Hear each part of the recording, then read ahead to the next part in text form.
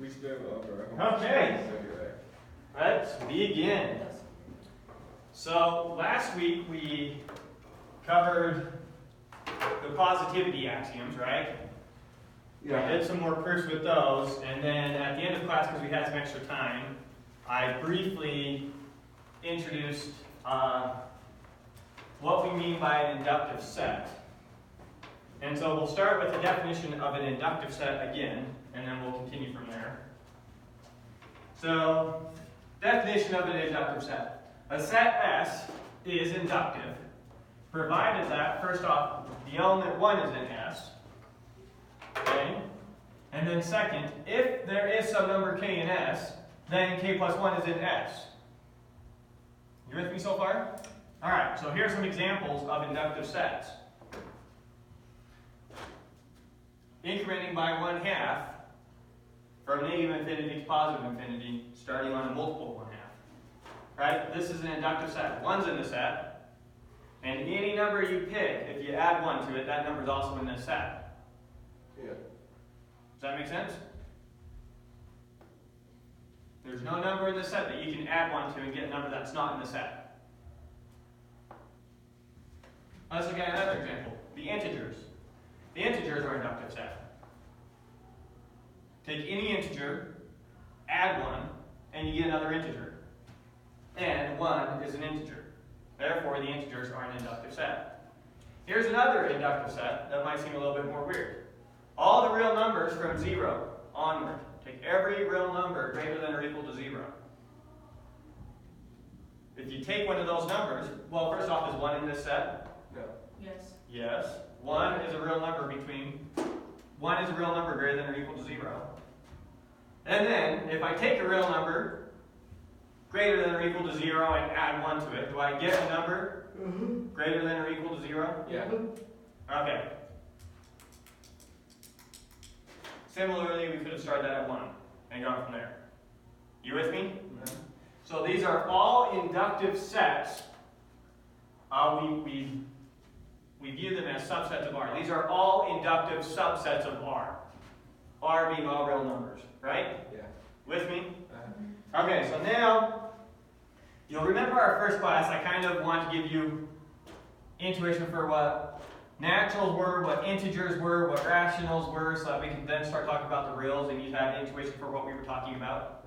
Then I kind of said, forget about all that intuition.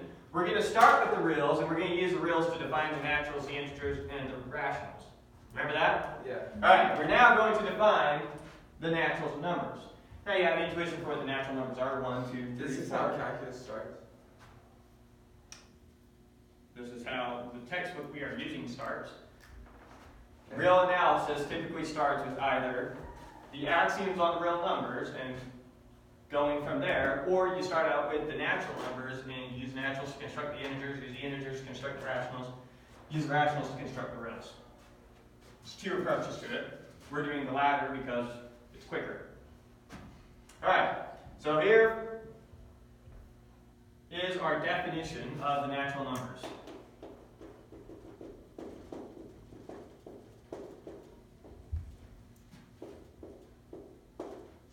Let's see exactly what I did.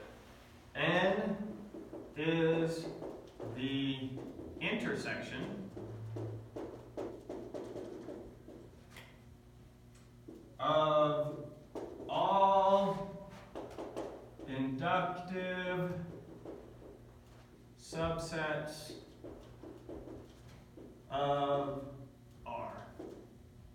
But I thought we were using N to prove R. No, that's what I'm trying to get from your head. No reason. In this class, we're just starting with the real numbers. We talked about those other things to give you intuition, not to rigorously prove things about, to give you intuition, so that you understand what the symbols meant as I used them. Now we're going back and we're going to give precise definitions to all those sets. So we have the real numbers is a set that satisfies the axioms that we give it. Kind of like Euclidean geometry is a geometry that satisfies the postulates that we give it. Right? That's what it is. Same with the real numbers. Now, we're going to define the natural numbers, the integers, and the rationals as certain subsets of the real numbers. Right? Here's our definition for the natural numbers. It is the intersection of all inductive subsets of R. Here's 3 inductive subsets of R. If I were to list out every possible inductive subset of R, take the intersection of those. What's the intersection of 2 sets? The next one. Down. What is A intersect B of any of your sets? A and B. It's the set of all x such that x is in A and x is in B. It's all the elements that are in both those sets. And if I do a C intersection on there too, now we're talking about all the elements that are in there, and in there. And so when I say an intersection of all the subsets on R, I mean it is the elements that are in every single subset of R that's inductive. If you look at every possible inductive subset of R, the natural numbers is the set and the only set that is in every single one of those. In other words, you cannot create an inductive subset of R and not have numbers 1, 2, 3, 4, 5, 6 in them. Does that make sense? Yeah. And the smallest subset of R that you can create that is inductive will be the set that has 1, 2, 3, 4, 5, 6, etc. in it. Notice when you take the intersection, your sets can only get smaller. Yeah. So another way that we can say this is that it's the smallest possible inductive subset of R we can create. It's the one with the least elements. The biggest possible. Smallest possible. The biggest inductive subset of R that we can create is all of R. That is inductive. Is 1 in there? Yes. But is square root of 2 in there? Yes. No, square root. Is the square root of 2 a real number? You said It's not it's rational. not an inductive set. I never said that. Yeah, you said an inductive set is the biggest subset, or you said it's the smallest. No. No, Let's go back to the beginning of what the inductive set is. A set S is called inductive, provided that 1 is in S. Okay? And then for any element in S, that element plus 1 is also in S. Okay. So for any real number you take, I can add 1 to it and get a real number. Yeah. And then 1 is a real number. Therefore, the set of all real numbers is an inductive set. Here's another inductive set. 1 is in there. Oops, there it is. And then take any element in there and add 1, and you get another element in there. Here's another one. Here's another one. Here's another one. Right? These are all subsets of R. Right? Yeah. Everything in each one of these sets is also in R. Because R is all the real numbers from negative infinity to positive infinity. Right? So we're saying, imagine that I listed out all infinite possible inductive subsets of R. And then intersect them. What I'm left with is the natural numbers. Okay, I totally understand. Or another way of saying that is the natural numbers are a subset of every possible inductive subset of R you can make. If you have an inductive subset of R, I'm guaranteed the natural numbers are in there. By definition. So the natural numbers is the intersection of all inductive subsets of R. If you have an inductive subset of R, the natural numbers are a subset of it. They're in every single one of those. Right? Let me try and pound this home one more time. If I have the set AX, and I have the set AY, and I have the set AZ, and I intersect all those, what do I get? I just get A. A is the only thing common to all of those.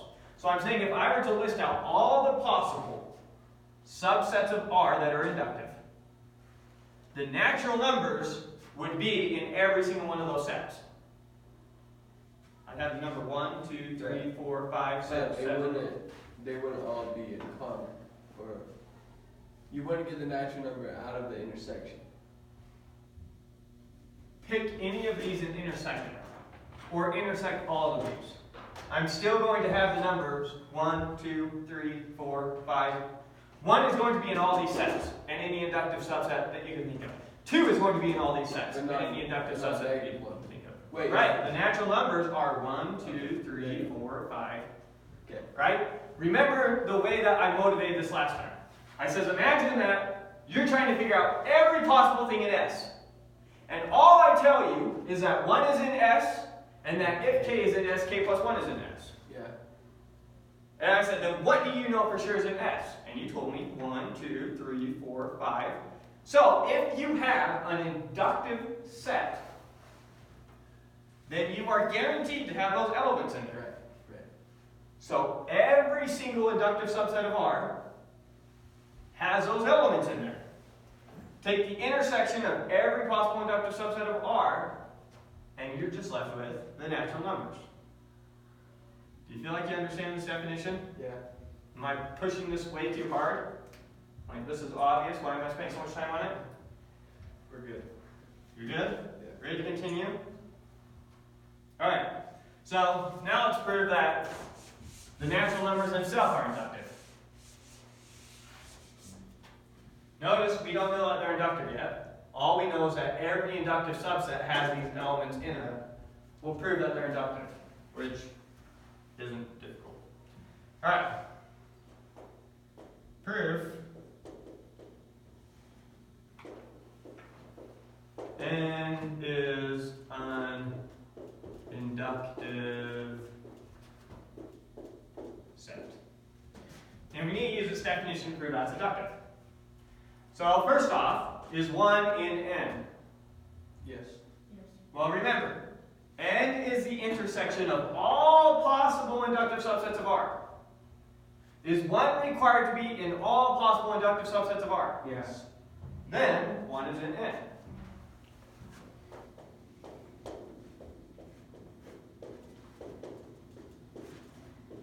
Since every inductive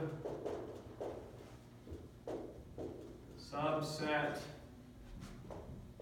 of R, observe that since every inductive subset of R contains 1. You only have to say R. Yeah, that's true. I'll kind of drop that as we go and stop talking about subsets of R. You know, we're going to get to the point in this class that you always understand that the main set that we're talking about is R. So I'm going to stop saying subsets of R all the time, because all the sets we're talking about is either R or subsets of R, unless we get to the complex numbers. But that won't be for a while if we do. So observe that since every inductive subset of R contains 1,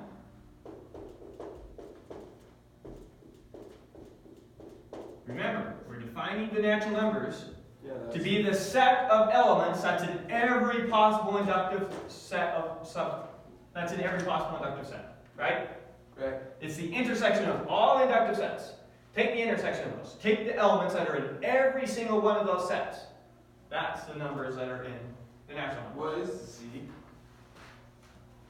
That's integers. Okay. We'll formally define Z. Fractionals. I was just listing things out there. Q we use for rationals, and we don't have a symbol that I'm aware of for irrationals. Okay.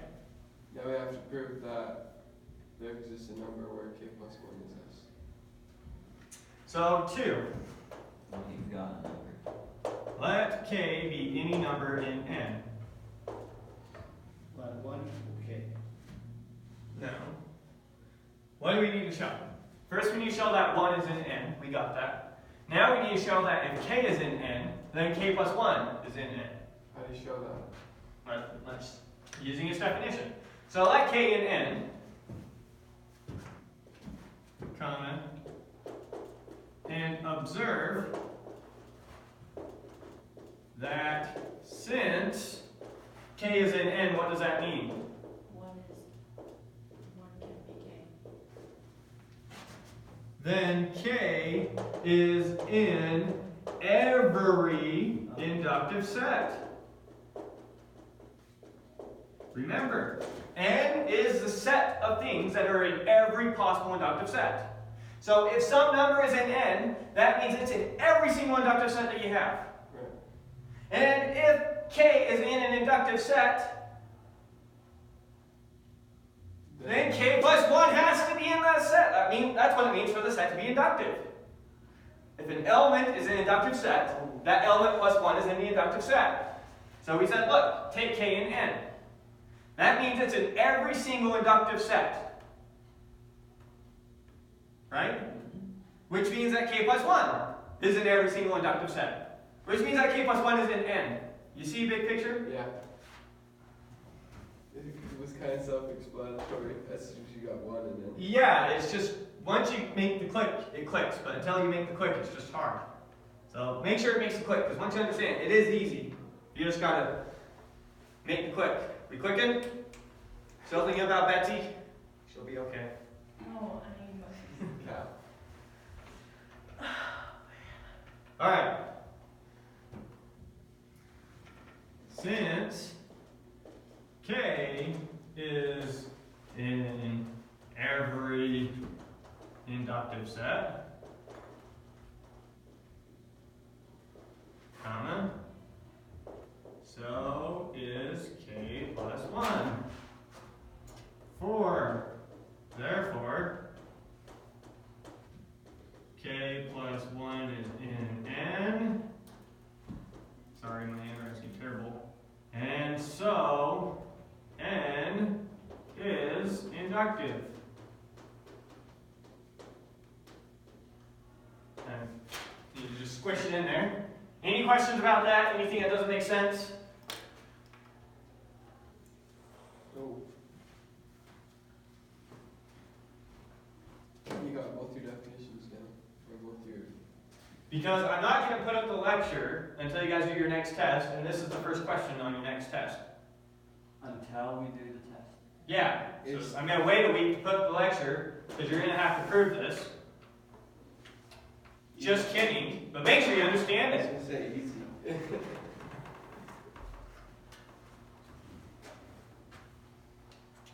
Make sure you can reproduce it. That's how you know you understand it. If you can reproduce it without looking at my work, you probably understand it. Oh, good catch. Okay, so we proved that the natural numbers are inductive set. Our next proof is theorem 1-1 in the book. I don't know why that's not the first theorem. Maybe they don't prove that.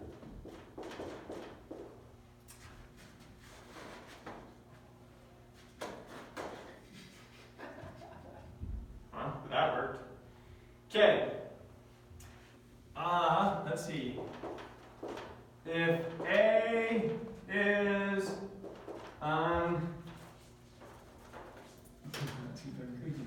come on, eat it. There we go. If A is an inductive subset of n, the natural numbers,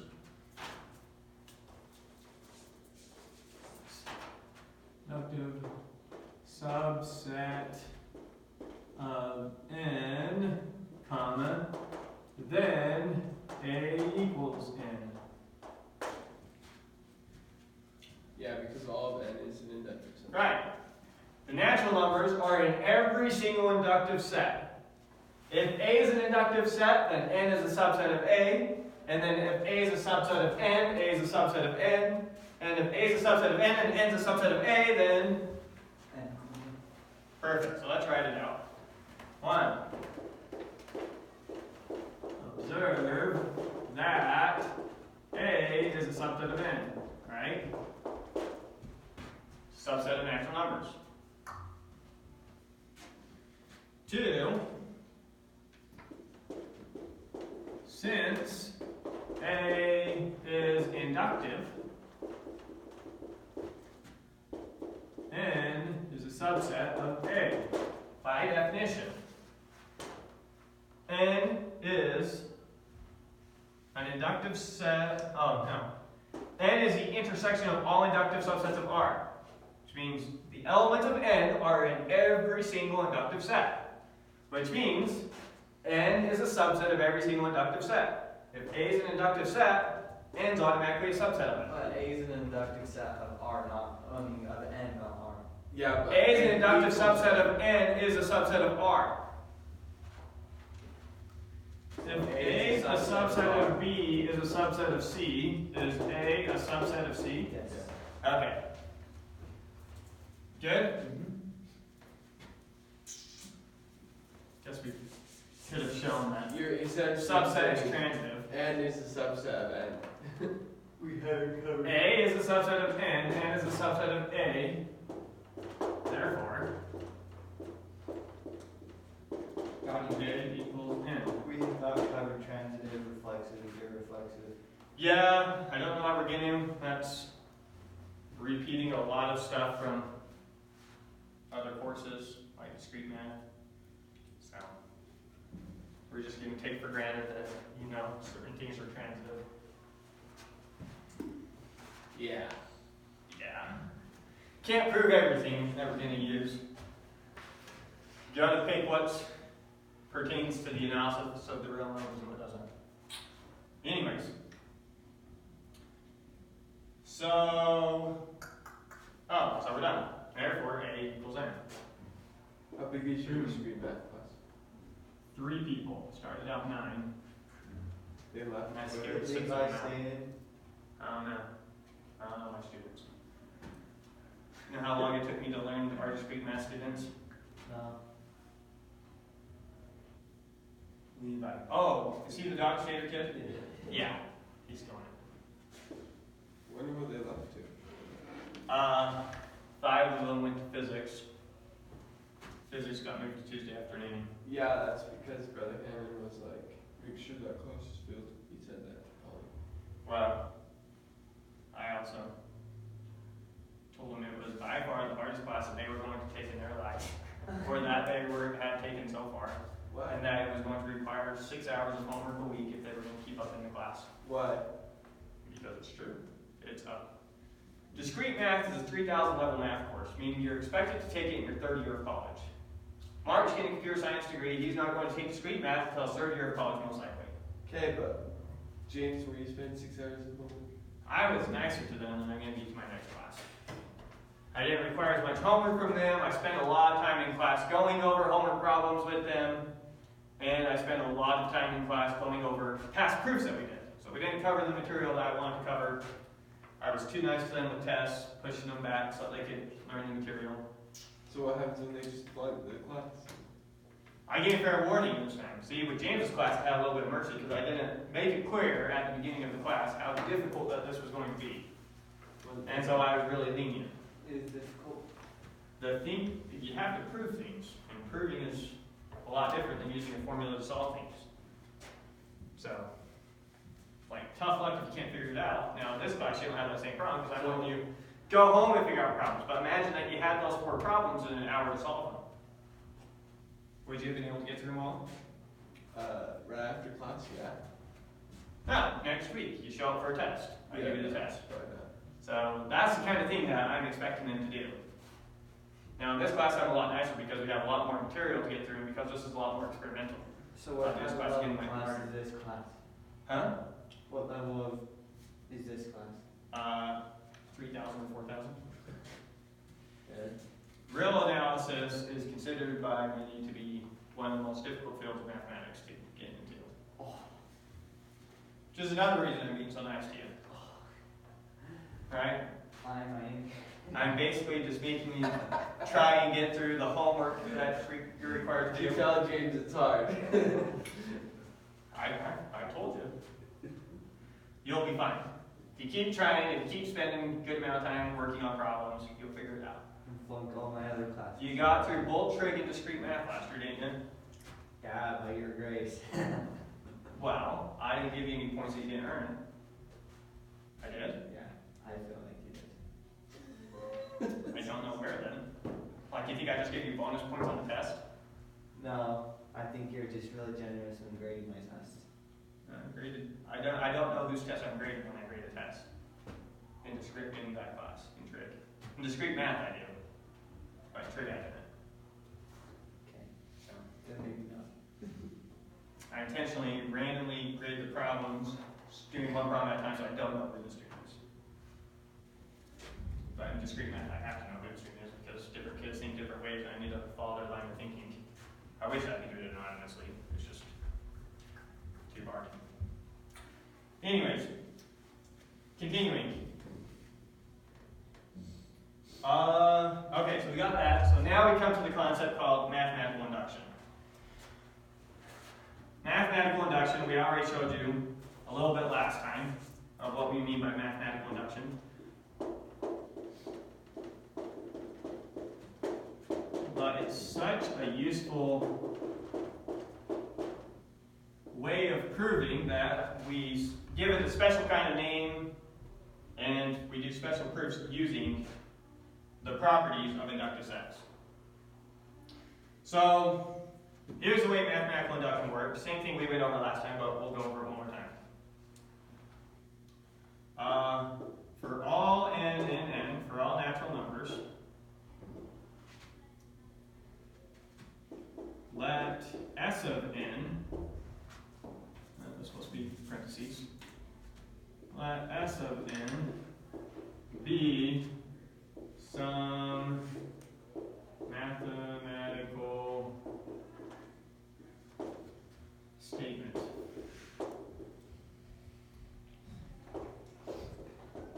about n.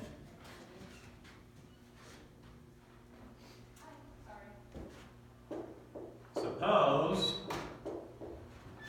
that S of 1 is true, and that S of k being true implies S of k plus 1. I didn't say it's true. Maybe you'll just get it from that. With me so far? No. No overview. Okay, let me just finish writing it, then we'll go over it one more time.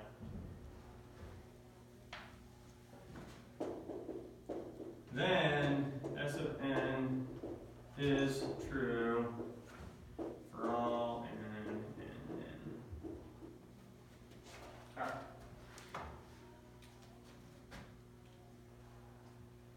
So first off, S of n is notation for some mathematical statement about n. The one we'll prove, maybe I'll show the proof to side at the same time so you can see it in action. Same thing we did last time. J equals 1 to n of j is equal to j times j plus 1 over 2. So there's some statement about a natural number. I'm saying pick any natural number you want, add up all the numbers to that natural number, and you get, not j, that's what you get.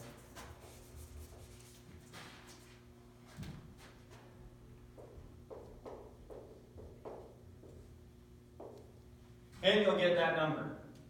So in other words, if you do 1 plus 2 plus 3 plus 4 plus 5 all the way to 100, what are you going to get? You're going to get 100 times 101 over 2. Or in other words, 5,050. 50. Yeah, 5,050. No. Yeah. What's 100 times 101? Okay. Do it easier than Stupid, that. stupid. What's 100 divided by 2 50. times 101? Okay, Divided by 2. 50. What is the J? Wait, No, it's just 50. Oh. Is J, I still don't understand. when you're doing a Understand summation why. problem, what does the J represent? 100. Just my dummy variable. I'm times saying start j equal to 1, 101 and keep adding j until you get to n. Right. So, What's let's keep 100 comfortable with that divided by notation. 50. If I say sum of j equals 1, j to 10, that is shorthand for J. start at 1, How come? then we're not to 10 yet, so keep going. We're not to 10 yet, so keep going, whatever j is. So j was 1, we plugged it in, j was 2, we plugged it in, j was 3, we plugged it in. Right. J was 4, we plugged it in. If it was 5, J. 6, 7, 8. 5,000. J was 9, we plugged it in. J was 10, we plugged it in. If J was 2, if it was 2J, it would be 2 for. What's 1 plus 2? So now let's pretend that that was 2 1 J. plus 2. Then yes, over 2 this is would 1. be Or, sorry, plug in 1, times we 2 get over 2. Plug in 2, we get 4. Plug in 3, we get 6. 1 times 2 over 2 is 1. Right. Oh, sorry, it's 1/2. No, it's 1. 1 times. Does that make sense? 2 over Yeah. 2. Let's do another one. Let's Okay. sum up Now what's from 1/2 times 2? j equals 2 to 4 of j squared. That's equal to 4 plus Well, it's 9 1 plus times 2 16. over 2. So J equals 2 is just saying it starts at 2. Yeah, start at 2, But always jump you back. go to 4, Now what? 1/2 incrementing by times 1, 2. plugging into that. You're always incrementing by 1 from the Yes. 1. So 1 times 2 over 2 equals 1/2 times 2. Okay? We don't need to divide that 2 by another 2. Are you guys still talking about this? Yeah, he's not good at algebra. Yeah. Okay, let's add up all the numbers from 1 to 100. Well, he thinks that 50 times 101 needs to be 50 times 101 over 2. Yeah. Okay, well let's see what happens when we plug in 100. We get 100 times 101 over 2, right? Yeah. Which is equal to 100 times 101 times 1/2. Okay.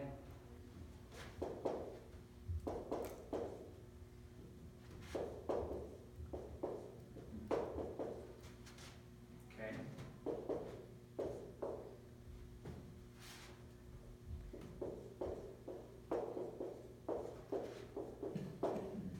Ah. how's that? Uh-huh. Using our axioms directly. It's kind of cool. I see it.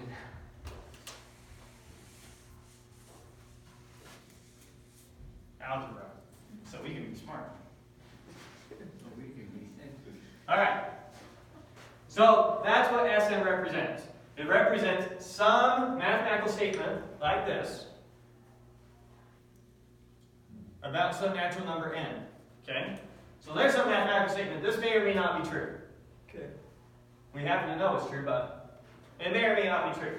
So for every natural number, let S of n be some mathematical statement about that natural number. Pick any natural number, this is making a statement about that natural number. Yeah. Pick 3. This is saying 1 plus 2 plus 3 is equal to 3 times 4 over 2. That's what it's saying. Okay? So that's a mathematical statement about every single natural number. So S of n be a mathematical statement about each natural number n. Suppose that S of 1 is true. Or in other words, that 1 satisfies this equation. Could be any equation. Could be any mathematical statement about n. Okay. Here's a mathematical statement about n. We're saying the sum of this equals this. That's a statement. It's either true or false. Plug in 1. The sum of 1 equals 1 times 2 over 2. That's a statement. It's either true or false. Why does it say suppose what is true? Suppose that S of 1 is true. Oh, like exists? Because we don't. It's true that when you plug in 1, it is true that this equals this. This equals this is a statement. It's either true or false. Okay. Suppose it's true when you plug in S of 1. Whatever that statement is about the natural numbers, and it's making a statement about 1. Suppose the statement that it makes about 1 is true. Okay. Right? And that, I forgot to say is true is here, and that when its statement about S of k is true, then its statement about S of k plus 1 is true. So any number plus 1. So any number is true and any number plus 1 is true. If it's true about some number k, then it's true about some number k plus 1. Yeah. You with me? Then S of n is true for all natural numbers. Okay. I mean, this is going to be confusing until it just feels like I'm saying something stupid obvious. So if it doesn't feel stupid obvious yet, then you're still not getting it. It doesn't feel stupid obvious? No. What is n? N is a set that contains 1. And that if it contains k plus 1. Okay. If it So we're saying if the statement is true for 1, and the statement being true for k implies it's true for k plus 1, then what's the set of all the things the statement's true for? N.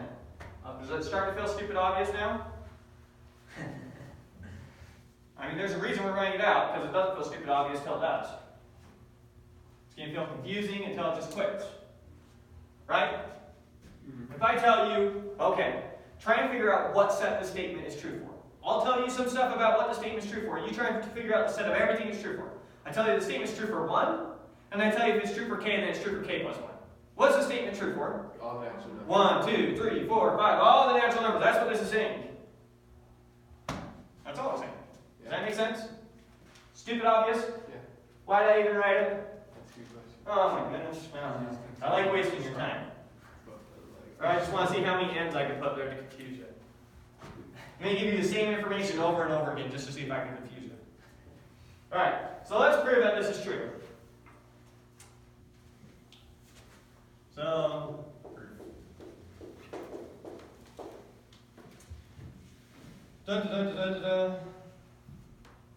one. Let A equal the set of all natural numbers k such that the statement for k is true.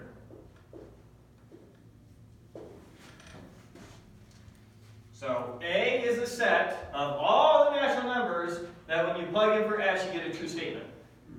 Right? And we're going to go through the exact same logic that we've gone through before. 2. Observe that 1 is in A. Since S of 1 is true. Right? We were given that S of 1 is true, which means 1's in A. A is the set of all the things that make that thing true.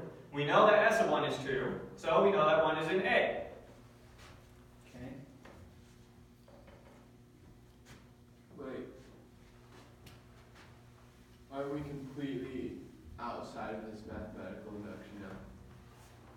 You know, we're proving. I'm proving this statement right here. Oh. I thought we were using that statement to No. Okay. No. I'm going to prove this statement. Okay. You with what I'm trying to do now? Yeah. Okay. So I'm using like the givens in this statement as I argue. So I'm trying to show that if a mathematical statement is true for 1, and that anytime it's true for k, it's also true for k plus 1, then it's true for all natural numbers. Yeah. That's what I'm trying to show. Okay. So observe that 1's in A since S of 1 is true. The statement is true for 1, A is the set of all the things it's true for, therefore 1's in A. Yeah.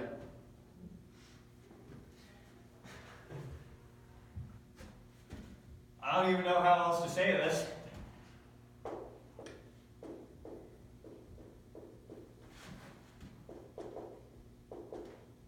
So now observe that if k is in A,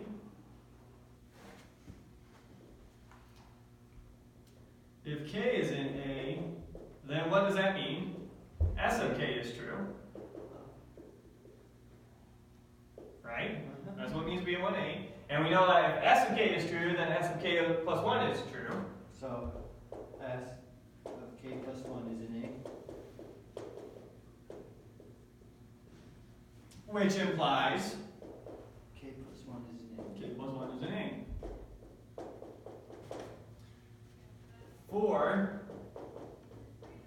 Therefore, A is an inductive subset of N. And then using our proof up there, 5, therefore A is equal to N.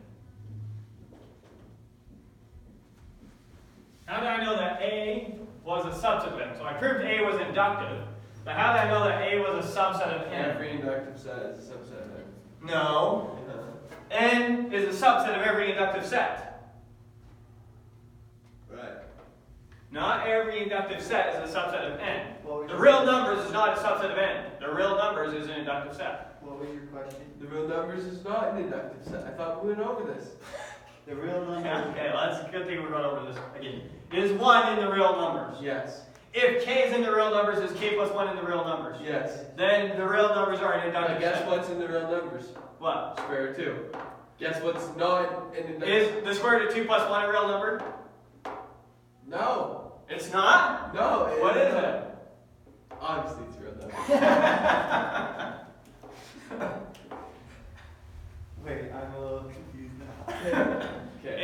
or 2 plus 1 a number? Yeah, Okay. and every, Is it a complex number? Sorry, I Is was there any thinking imaginary part? an inductive set was like the natural number. The natural numbers is the are a smallest. subset of every inductive set. The intersection of every. Same thing. What does it mean to be a member of an intersection of a bunch of sets? It means you're in all those sets. If you're in the intersection of all of them, you're in all of them. So if the natural numbers are in the intersection of every single inductive set, then the natural numbers are a subset of every single inductive set. So in our Venn diagram, we have 100 inductive sets. The natural number is what is enclosing all of them. Yeah. Okay. So here's the real numbers. Start drawing out. Here's the natural numbers. Here's the reals. Start drawing out all all possible inductive sets. They're always going to include n.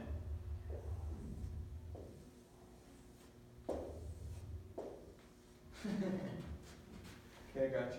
Yeah. Good? Yeah. All right.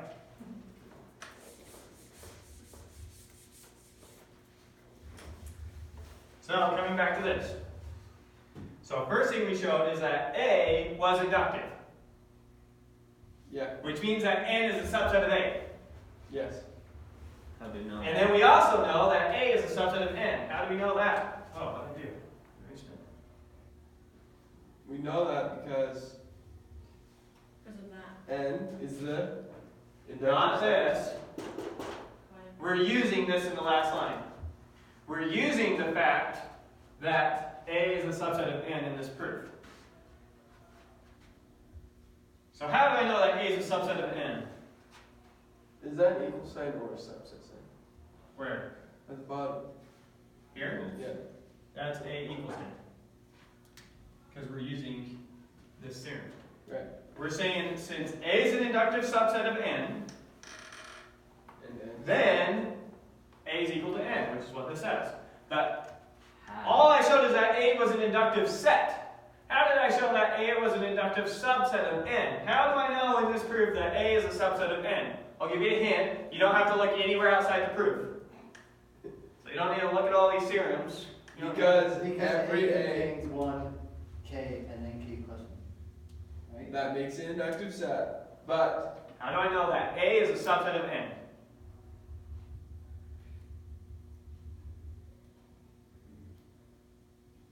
Because A is off the first line.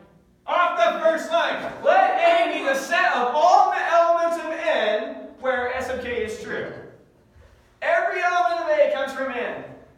okay. Let A be the set of natural numbers that satisfy the statement S. That's how I know that A is a subset of n. Okay. And then I showed that n is a subset of A, or that A is inductive, is another way we can say it. So I showed A is a subset of n, I defined A to be a subset of n, and I showed A is inductive. Using this, if A is inductive and it's a subset of n, then A equals n. You good? Okay. It's a lot of work to see that.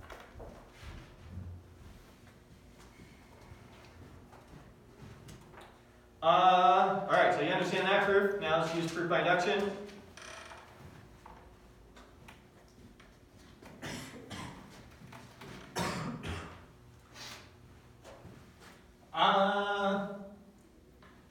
Maybe we'll spill this out really verbose the first time, and then I won't do any more proof by inductions this verbose. 1. Let A be the set. Let's just say it different. Let A equal the set of all K in N such that that is true. You with me? Being real lazy. So A is a set of all natural numbers that make this thing true. Okay. Good? 2. Observe that the sum from j equals 1 to 1 of j is equal to 1 is equal to 1 times 2 over 2. Comma.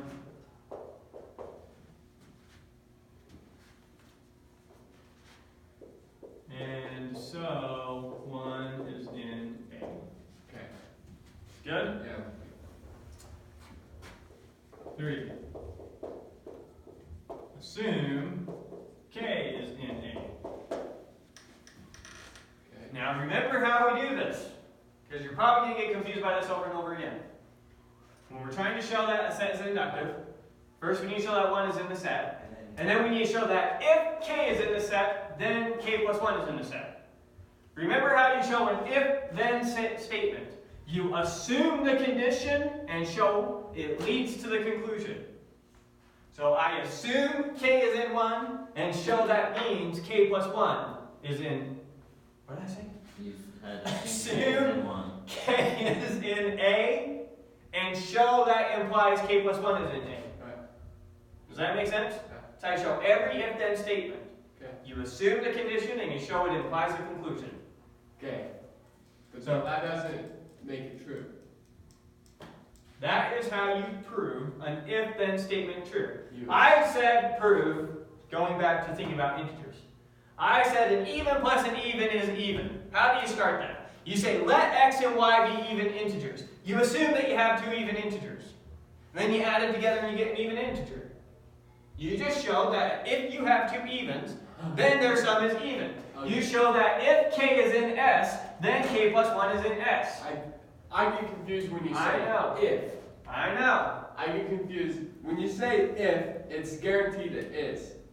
Well, you're just saying If it is. you attach it to a meaning.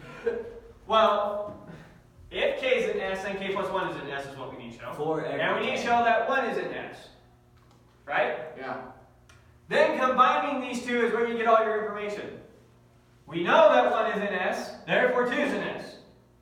Now we know that 2 is in S, therefore 3 is in S. Now we know that 3 is in S, therefore 4 is in S. When you use the terminology if, my mind instantly goes to it could not be, it probably isn't.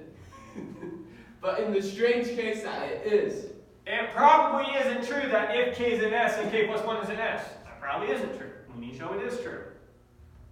So you say if it is in. Right. Pick a random element. If that element happens to be in S, we need to show that element plus 1 is in S. Okay. How's that? Okay. That's good. You're going to struggle with this a bit as you get comfortable with it. They're just seen enough of it to know that's going to be the case. So assume k is an A. What does it mean for k to be an A? Then k plus 1 needs to be in it. What does it mean for k to be an A? Any random or any integer. Let's say this. What is A? A is all the. Subset then. A is the set of all natural numbers that make this true. Okay. So if I know that k is in A, what do I know? That it's all of A. That K is equal to N plus. That k makes the statement true. Okay, yeah. Sorry, maybe I should have used a k up here. Maybe I should have used an x. I'm using. So A is the set of all natural numbers that make that statement true. Maybe that's confusing for some reason. Okay. So observe that 1 makes that statement true. Yeah. Therefore 1's in A. Yeah. Assume k is in A. Okay. Therefore k makes that statement true. Yes.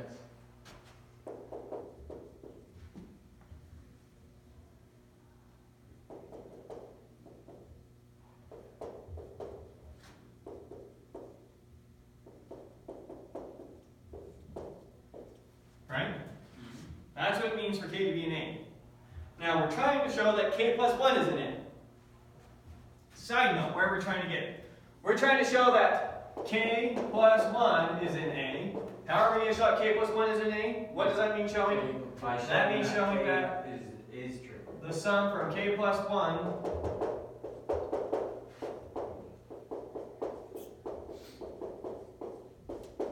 right? This is what it means for k plus 1 to be in A. So if we can show this, then we show that k plus 1 is in A, and therefore A is inductive, and therefore A is an inductive subset of natural numbers, and therefore A is equal to the natural numbers, and therefore this statement is true for all natural numbers. Okay. Big thinking where we're going. So we assume k is in there, which means that this is true. We need to use that to show that this is true, so that we know that k plus 1 is in there. Okay, then just say let.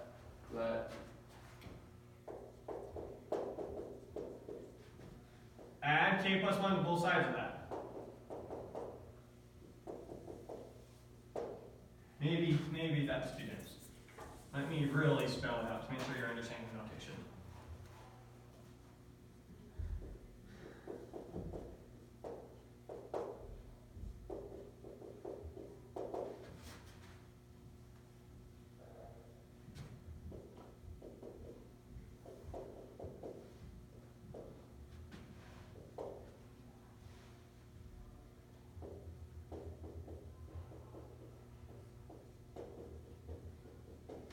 Alright, so I took this equation and I added k plus 1 to both sides.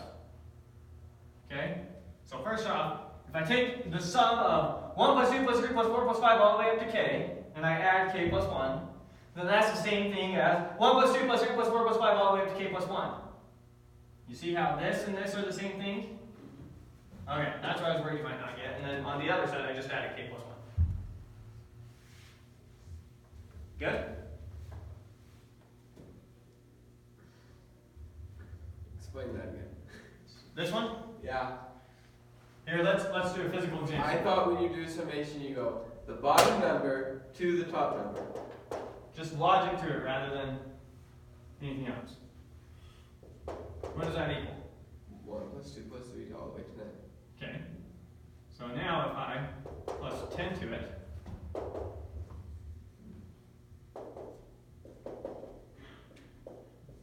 right? Okay. That's exactly what we have here. Good? Yeah. Okay. That was. Just want to make sure that notation makes sense because as we go through this class, you're going to need to get comfortable manipulating these summations. You might need to go from this to pulling out a k plus 1 like this, or you might need to go from adding a k plus 1 and reformatting it like that. So the same way that you've been messing around with like fractions in algebra classes to get it to come out the way you want, in this class we're going to be messing with summations to get it to come out the way you want. So you got to get comfortable with it. Not right now, not right out the door, but in there when you need to. Right? So 6, then the sum from j equals 1 to k plus 1 is equal to, I'm going to take that term, multiply and divide it by 2.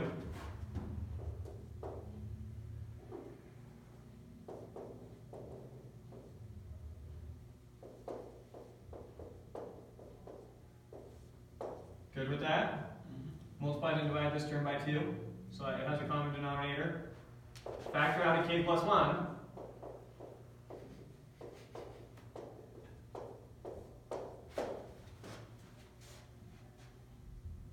Good? What does that give us? K plus 1 is an A. K plus 1 is an A. Perfect. Therefore, k plus 1 is in A. A is inductive.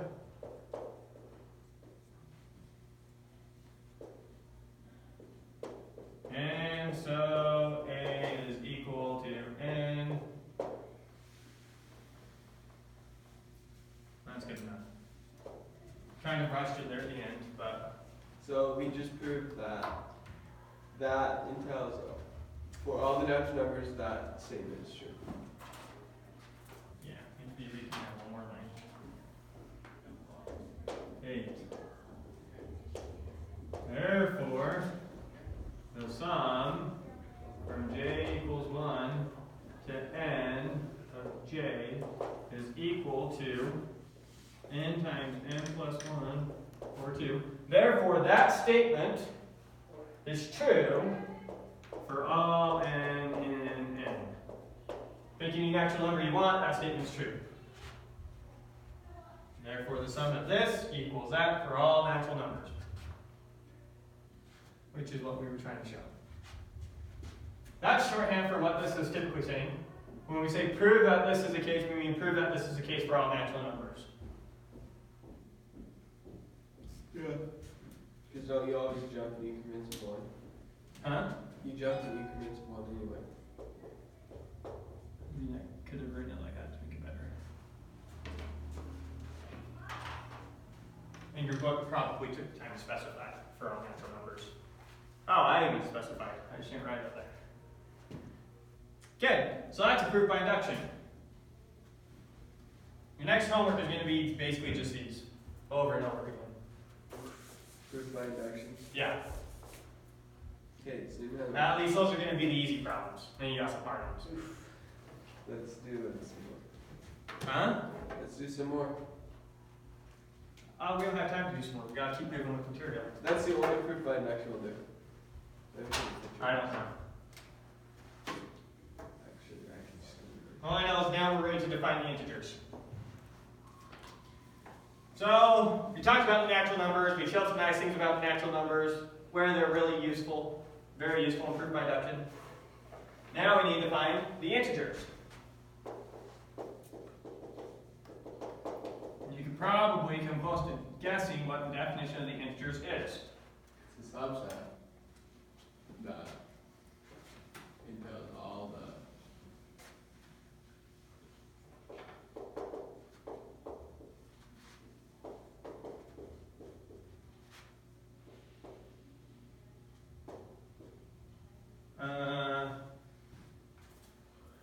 let's see. I'll write it out the verbose way and then I'll write out with secular notation. I think seeing it both ways will help you. So Z is a set of n,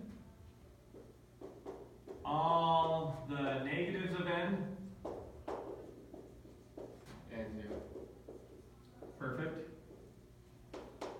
And 0. Or another way of saying that is Z is equal to the set of all x such that x is in n, or negative x is in n, or x is equal to 0. If one of those three things is true, then it's an integer. Does that make sense? Negative x is in. So it feels like -6. So like if x was -6, then -6 But is negative- Negative 6 is not an n. No, it's saying if if it's 6, then it's negative 6. Pick an integer. Oh, okay. Does it make sense now? Any integer will satisfy one of these. 17 is a natural number. 0 is a natural number. -32. What's negative 32? That's 32. 32 is a natural number. You mean integer every time you said natural. No. Except for if I said 0. Ah, yeah, you said 0. 32 is a natural number. Therefore, 32 is an integer. Negative 32 is a natural number. Therefore, negative 32 is an integer. And 0 is an integer. Does that make sense? You're going to need to understand that definition very well because you're going to have to prove things about integers. So let me give you some hints about what I'm going to make you prove. Because I may use it as we go because I'm not proving it. You have to prove it. We're going to use the fact that a natural number plus a natural number is a natural number. You're going to prove that. You're going to prove that natural times a natural is a natural. You're going to prove that an integer plus an integer is an integer, that an integer times an integer is an integer, and that an integer minus an integer is an integer. Yeah. Oh boy, it's going to be fun. And we haven't gotten to rationals yet. It's real crazy. So now let's define the rationals. Integers. Huh? We're defining the rationals? Yeah, we just defined the integers, now we're going to define the rationals. We have to prove that. So we're not proving that? It's not a proof, it's a definition. Well, Now let's make sure that we understand four basic things that you have anytime you develop a mathematical system. A, you have undefined terms. Yeah, but we proved that one.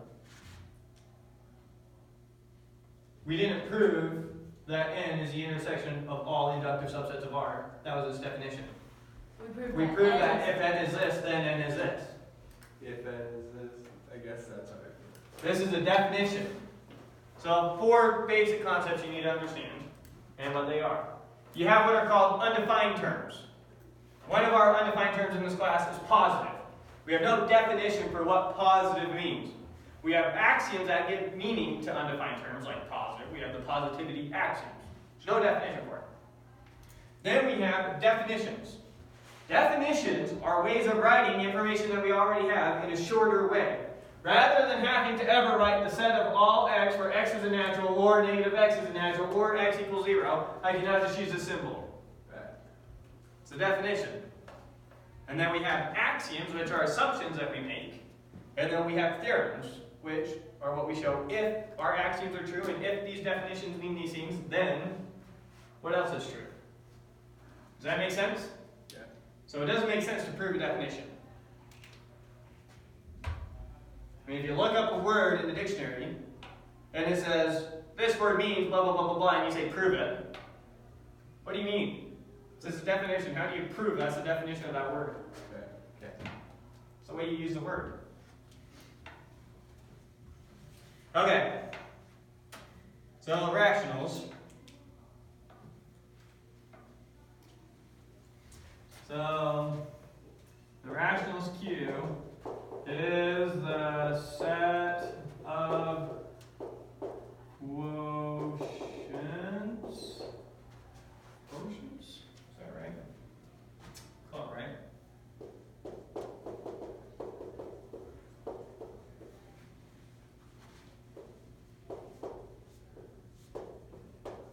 And then are both in the. And then they're both integers. Well, I already said quotient of integers. Oh. So m and n are integers, where n is not equal to 0. Another way of saying that is, using set Miller notation, this is a set of all x such that x is equal to m over n, and X is m, n in z, and n not equal to 0. Here's another way of covering it.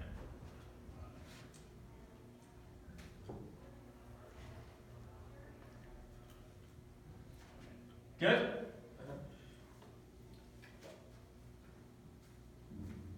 Do we feel like we understand what the set Q is? Yeah. All the possible integer fractions you can make is irrational. And I think one of the things, that's for my discrete math class. One of the things my discrete math class is going to have to do on their test today is prove that every integer is irrational.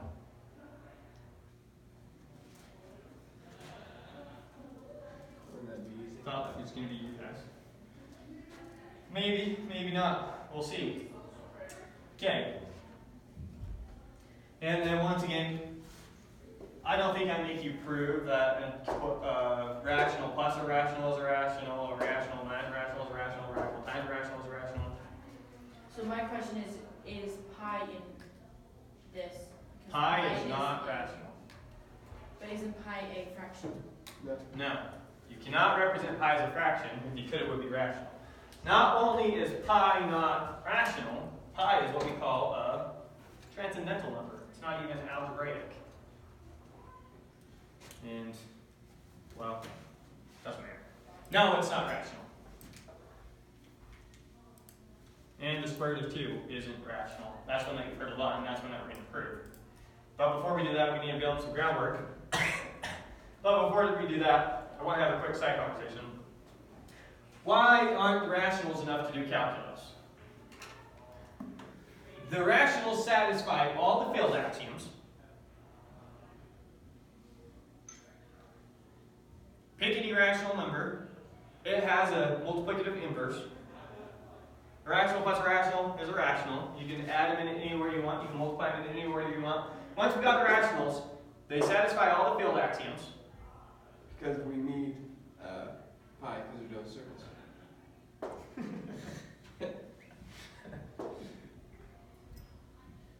Do you see that the rationals satisfy all the assumptions we've made in the class so far? Yeah. The integers didn't, for example. They get What's the multiplicative inverse of 2? -2.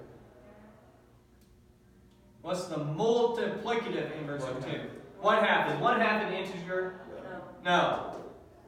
So down here, we satisfy every axiom that we have in the class. These things can be ordered. These things satisfy all of the field axioms.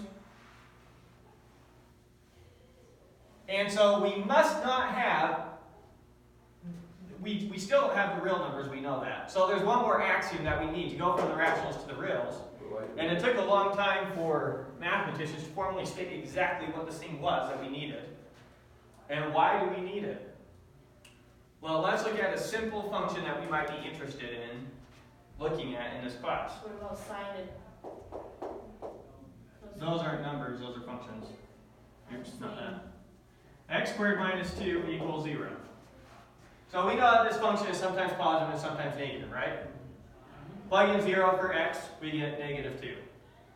Plug in 2 for x, we get 2. You see that?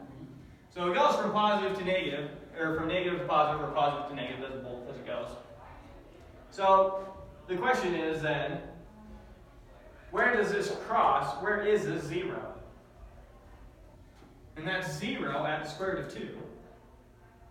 But we can't even answer that question if we limit ourselves to the rationals. We can't even find the place where this function is set, this simple polynomial equals 0. Do you see that? Yeah. So we're still severely limited in the questions that we can answer if we limit ourselves to the rational numbers. And we can't even ask something as simple as, we know this is sometimes positive, we know this is sometimes negative. Is it ever 0? Where is it 0? The rationals don't give us that. There's no rational number I can plug in here to make that 0. So we're still limited and we still need more information than just this if we're going to start calculus. So a little bit of motivation there.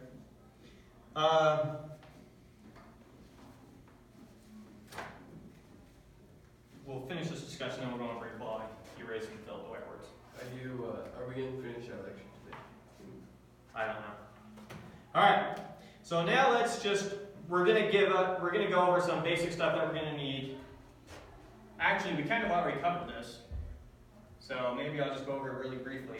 That we're gonna need to show that the square root of 2 is irrational. So one of the things that we're gonna need is a definition for odd and even, and we already went over this, right? Yeah. And Definition of even is when n divided by 2 is an integer. yeah, we need divides first. Or is it? So A divides B is what we needed first. We need integers.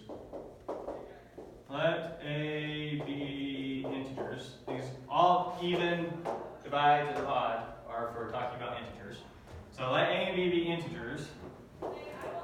Then A divides B is logically equivalent to there exists C, some integer. I'm going to stop saying integer over and over again. There exists some C such that AC equals B. So let's go over one real quick. 2 divides 8, right? How do you know that 2 divides 8?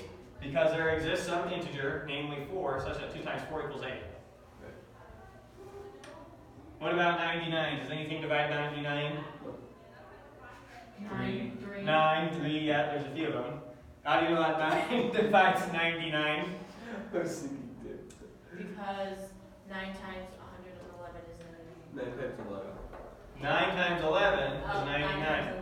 So there exists an integer, namely 11, such that 9 times 11 equals 99. You guys are struggling with what I thought was going to be a basic question.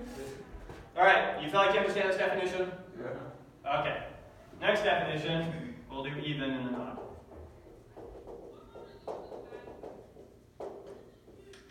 So x is even, where x is an integer, is logically equivalent to 2 divides x.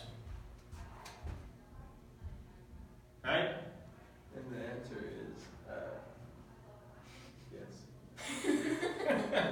That is the answer. I Yes. forgot we already did. Define divides. Yeah, divides, we just defined it there. Not divided by, not division, right? A divides B is a statement. A divided by B is a number. Yeah. Good?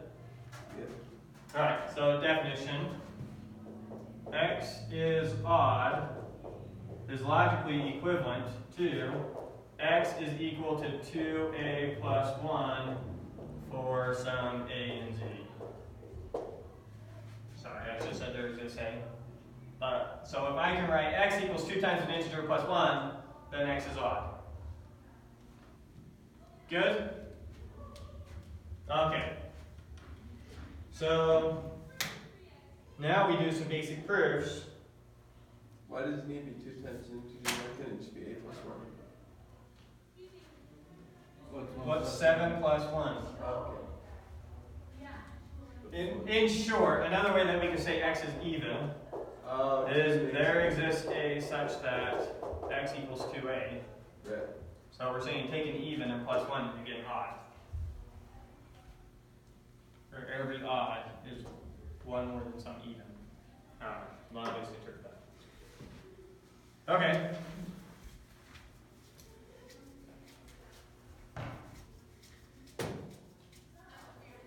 And then we need to show, so our first proof is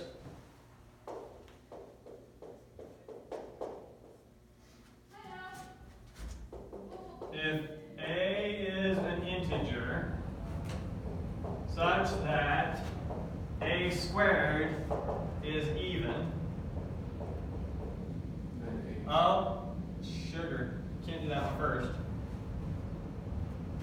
First, I need to prove that every integer is either even or odd.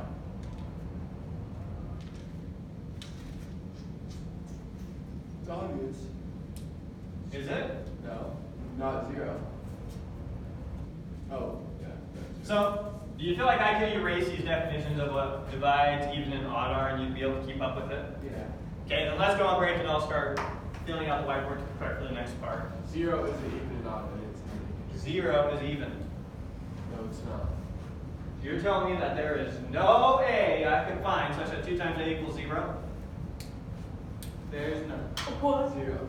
0! I've 0 already equals 2 told times that 0. 0 is neither even or odd. No, yeah. Yeah. No. Maybe. No, It's, you've been told it's neither positive nor negative. Yeah. You haven't been told it's neither even or odd.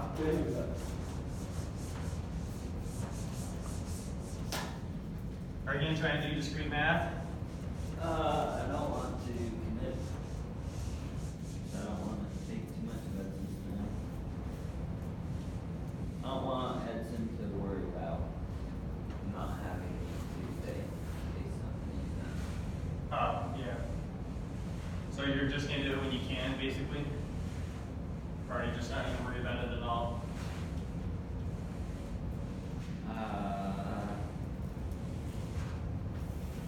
I'll show up if I have a slow Tuesday afternoon. Well, it's one of those classes that you're going to want to keep up on at least Oh, if you show up. Tuesday. Yeah, because it's very self-referential. Built on builds. I don't know why every class isn't like that. Like what? Built on the knowledge taught earlier in the class. Well, some classes, the end of the class isn't necessarily knowledge. Right? It's just the act of producing some product. So if you're taking a woodworking class, it's not about knowledge, it's about developing a skill, not learning something. So if I'm doing a math class, it's real easy for me to not require kids to do homework. They can still learn the material without doing the homework. Whereas if we're doing a woodworking class, I have to require you to produce something and demonstrate a skill. And classes vary from one to the next. Yeah, but your final is a combination of the skills. Compilation. Well, in math, all I care about is do you know the information? I don't really care if my students do homework. I care do they understand the material. In a woodworking class, just because you get some kid who's a prodigy at woodworking doesn't mean you won't require him to produce something. You require him to produce something as opposed to knowing how to do something. Oh no, seems analogous to me. Well, it's the difference between an art and a science. If they're able, no, it's funny. Every time my economics book refers to economics, it says the art and science of economics. Yeah. It calls itself another. So that is a field that understands that at its heart, not everything you're talking about is knowledge, and sometimes you just have to develop a skill for it. It's like, I don't know. It's just a skill. An NBA player can study kinematics till they're blue in the face, doesn't help them put the ball through the hoop. Yeah. And just because they're really good at putting the ball through a hoop doesn't mean they understand kinematics worth anything. And maybe a golfer somewhere more in the middle where they need to understand some basic math and they need to understand, and they need to develop the skill, so that's more of a, I don't know.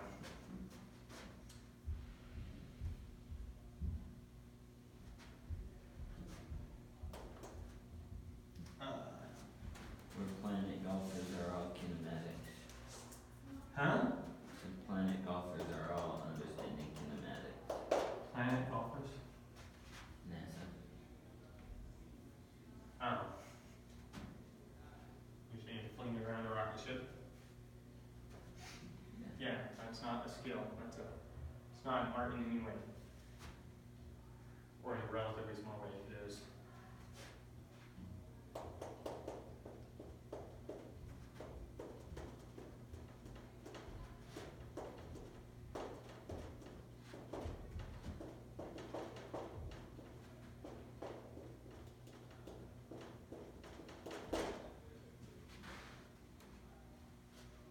What proof is this a limit to?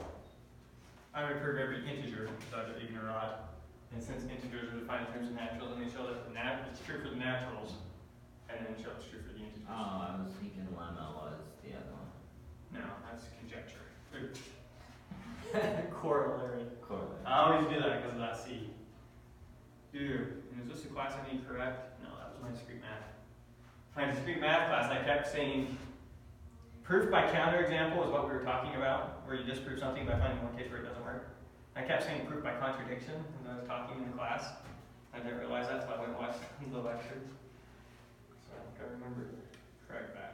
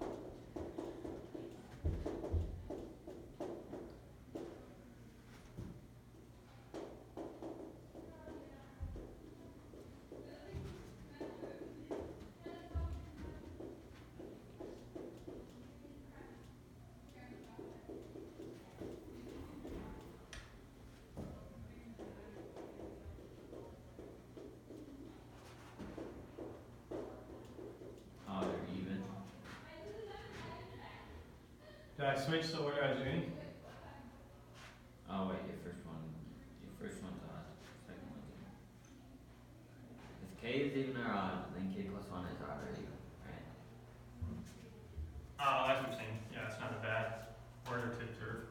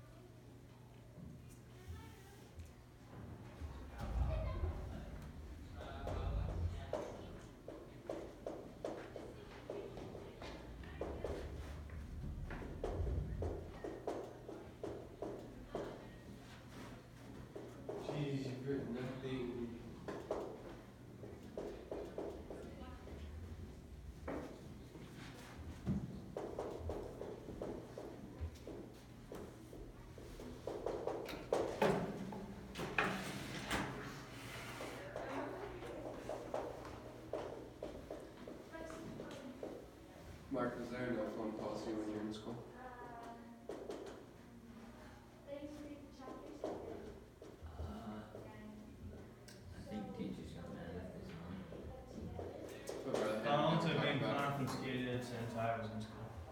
Seriously? You had phones? Jeez, you're old. If the teacher saw you on a phone in their class, they would take it away and give it to the office. Then yeah, phones were confiscated. And you have to buy it back from the office for $30.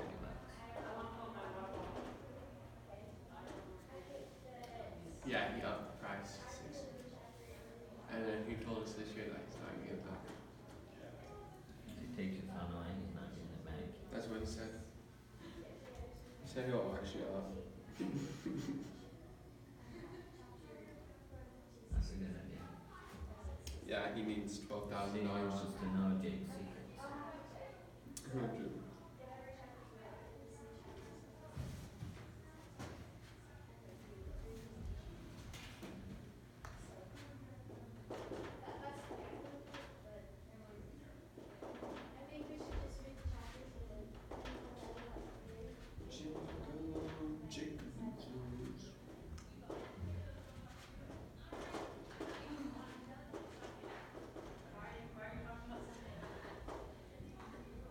Donnie, did Brother Hammond ask you to teach? No.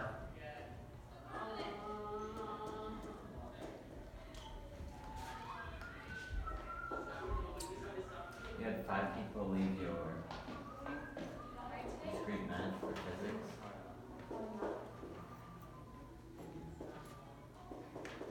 Yes.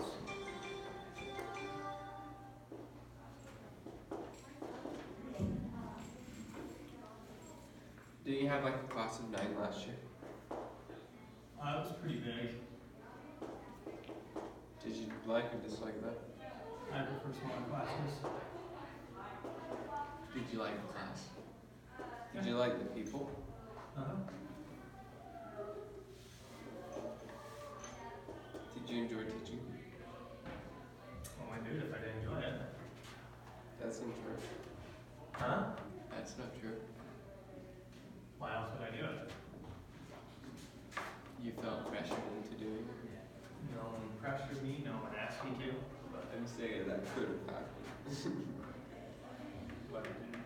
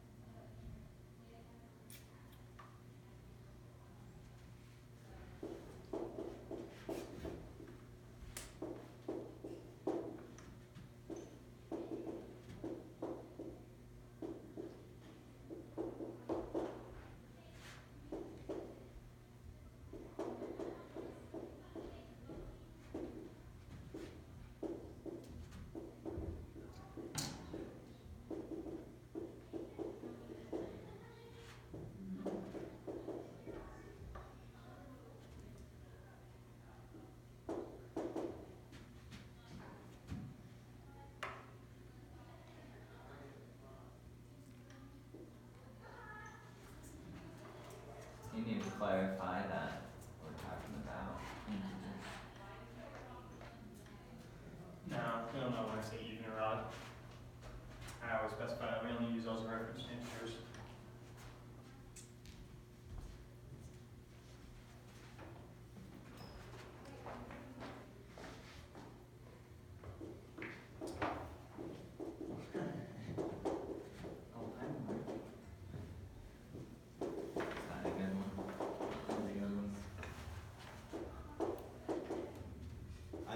did that in the new table. And it took Laura like 5 minutes. And then she started laughing, and then that's what made me start laughing. That you and Laura's first meet together. Huh? What? Meeting? You just pulled a file out. You go, what? He goes, huh? What?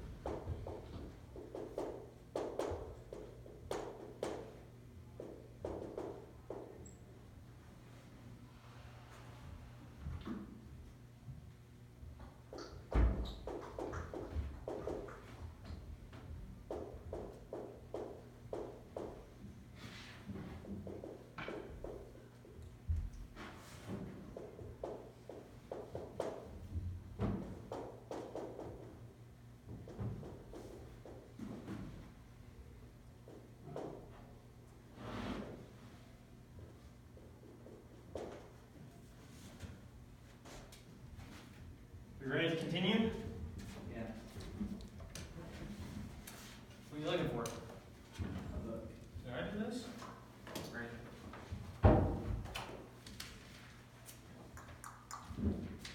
I have a key to my neck. I think. Legit feels like my lessons are back there.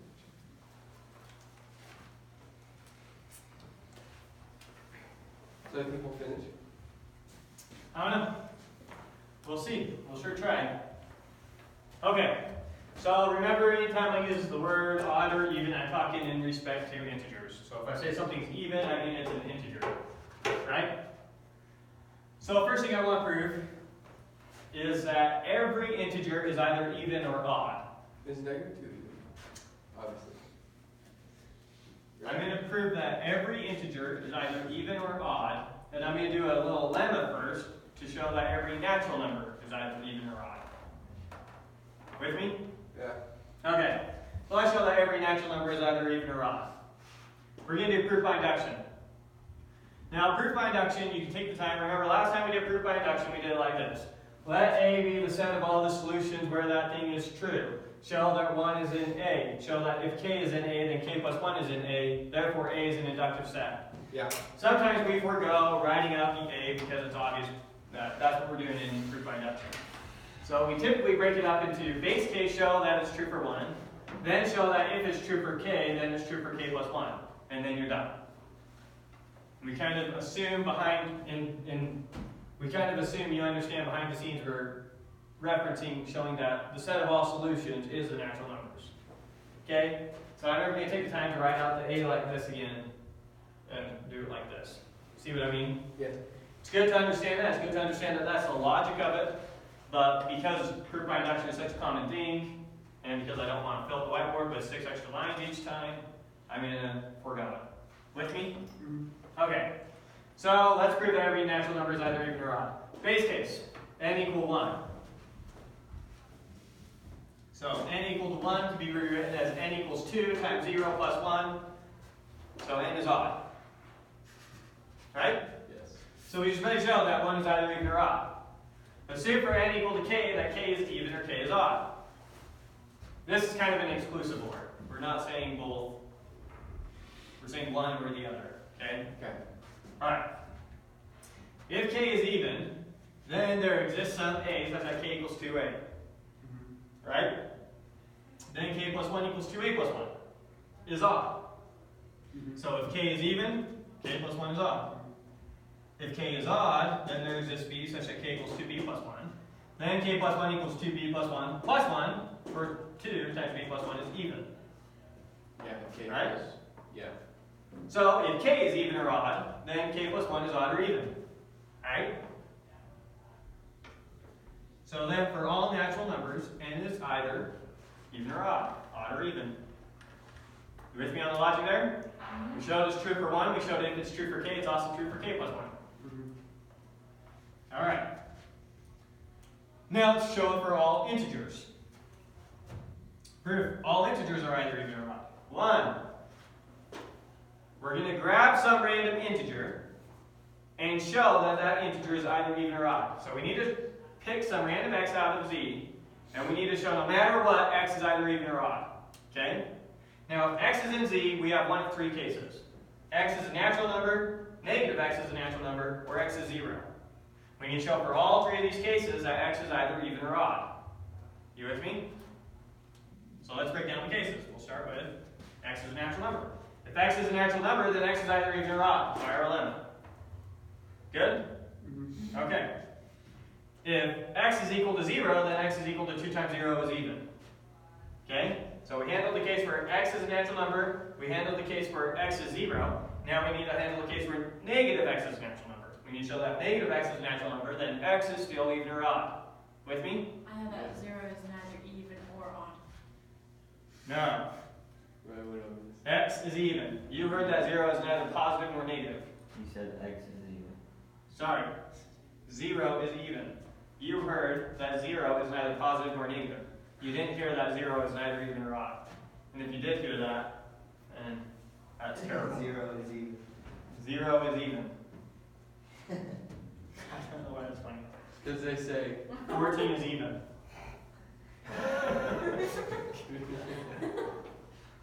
Alright. Continuing.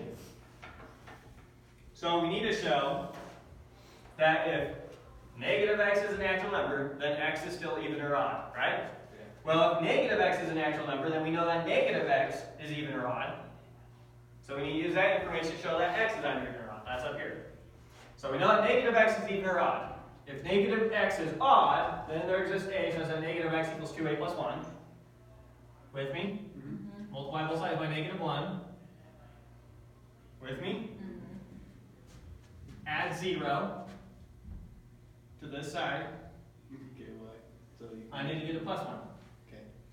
Combine my negative 1 and plus 2 right there. So we have negative 2a minus 2 plus 1. With me? Okay. Factor out the 2. Okay. So then x is odd. X equals 2 times some integer plus 1. Now I already told you that in your proofs you're going to show that an integer minus an integer is an integer. So we're going to keep that that's still an integer. Okay. Right? Alright, now let's show that if negative x is even, x is still even. So if negative x is even, then there exists b such that negative x equals 2b. Or I totally see how x equals 2 times negative b, which is even. So if negative x is even, then x is even. Therefore, x is even or odd. So we handled all the cases. We handled the case where x is a natural number, negative x is a natural number, or x is 0. In all three of those cases, x is still even or odd. So every integer is either even or odd. Now, there's still one case I didn't handle that I'm not going to do, and that's show that an integer can't be both even and odd. We just showed that it has to be even or odd. We also need to show that it can't be both even and odd. I'm not going to do that. I'm just going to assume that you know that. Good? Why isn't that one, therefore x is even? Because if negative x is even, If negative x is even, then there exists b such that negative x equals 2b, or x equals 2 times negative b is even. It is. Oh, therefore, yeah. This is concluding for both Yeah, these yeah, ones. Yeah. We need to handle negative x is odd, and so x is odd, negative x I is thought you even, were saying- so x is even. I was like, Therefore, x is even or odd. So we handled all 3 cases. It's just one of our 3 cases was broken up into 2 smaller cases. You see the logic there? Document, therefore x is even or odd instead of therefore negative x is even or odd. We showed, okay, big picture one more time. If you grab some random integer x, one of 3 things is true. X is in n, negative x is in n, or x is equal to 0. Okay? Now these 2 cases are easy for you. Here's one that's kind of weird. So we have x is an integer, and let's handle the case where negative x is in n. We need to show that if negative x is in n, then x is still positive or negative. You with me? Since negative x is in n, negative x we know is even or odd. If negative x is odd, then x is even, or is odd. If negative x is even, then x is even.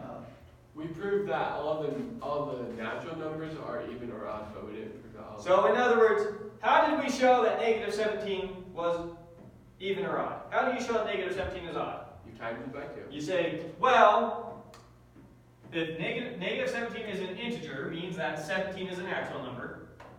And if 17 is odd, then negative 17 is odd. And if 17 is even, then negative 17 is even. That's kind of what we did. My question is, why do we need to know whether a number is even or not? We're going to do a proof that uses this fact and this fact to show that we're trying to show that the square root of 2 is irrational, is ultimately where we're going. Okay. And so the next thing that we are going to prove is that if a squared is even, then a is even. And we're going to use the fact that a is either even or odd. Every integer is either even or odd. And we're going to show that if a squared is odd, then a is odd. With me? Okay. So let's do this one. Show that if a squared is even, a is even. Well, a has to be either even or odd. So we know a squared is even. A has to be either even or odd, right? Right. So assume by way of contradiction that a is odd, so there exists b such that a equals 2b plus 1. Then what does a squared equal? A squared equals that, equals that, equals that is odd. Wait, can we do that yet? We can square both sides of the equation. I didn't square both sides. Given a squared is even, Yeah. right? Oh. A is either even or odd, we don't know. So you're saying assume A is even, or Yeah. Step 0, assume our condition. Remember? I told you I was going to keep writing that. yeah. Assume a squared is even. No. Yes. We're assuming A is even. No. Assume a squared is even. Assume condition, proof, conclusion. Assume a squared is even. A is even or odd. Assume by way of contradiction that a is odd, so that a equals 2b plus 1. Okay. Then a squared equals 2 times that plus 1 is odd. Contradiction. A squared is even, we just got a squared is odd. Therefore, a has to be even. Yeah. You with me? Yeah, that's clear enough. Same thing down here. If a squared is odd, a is odd. How are we going to do this? Step 0, assume a squared is odd. Assume A squared is even. 1, observe that a is even or odd. If a is even, assume by way of contradiction that a is even, that leads to a squared being even. We know that a squared is odd. Therefore, a is odd. Oops.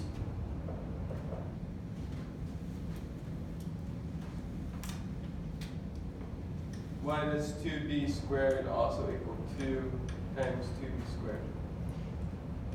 Wow. What's 2b squared? That's 2 times 2 times b times b. 2 times 2 times b times b. Sorry. Algebra. So we can be Say. smart. Yeah, do these I two got proofs it. make sense? Yeah. I mean, they should make intuitive sense, Yeah. right? I can prove this. Good, because you didn't have to. I will. Alright. So now, one of the exercises I make you do, I guess, is show that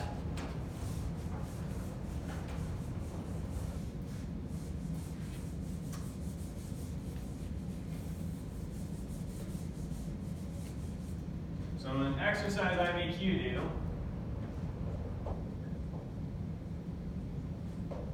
is to show that m over n can be written, see exactly the terminology I use.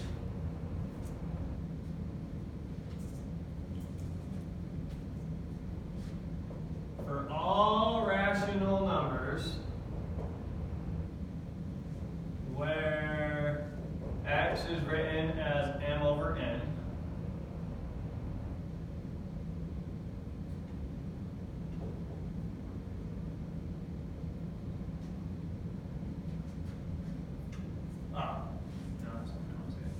for all rational numbers, x can be expressed as m over n, where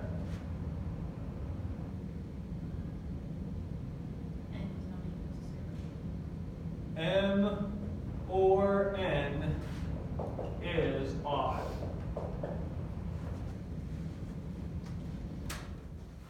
For all the numbers. For every rational you pick, it's possible for me to write that as m over n where one of those is odd. So in other words, if I do it as an even, I could have, both of those are even, I could have rewritten it so that they were odd.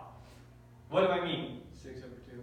Yeah, so if I have 6 over 2, I could have rewritten that as 3 over 1. If I had 82 over 26, I could have rewritten that as 41 over 13.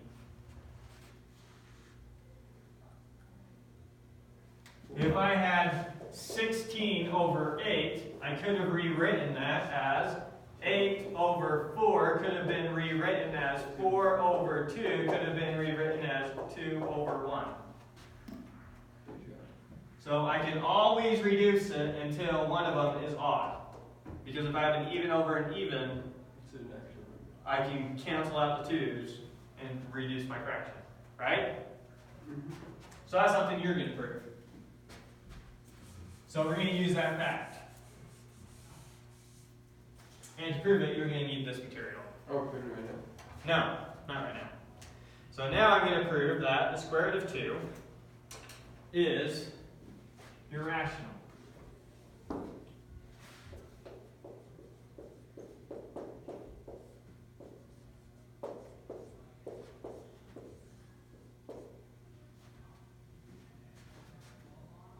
The square root of 2 is not irrational. The square root of 2 is irrational. Okay. Good? In other words, the square root of 2 cannot be represented as Irrational. a fraction. In other words, there is no fraction that satisfies this expression.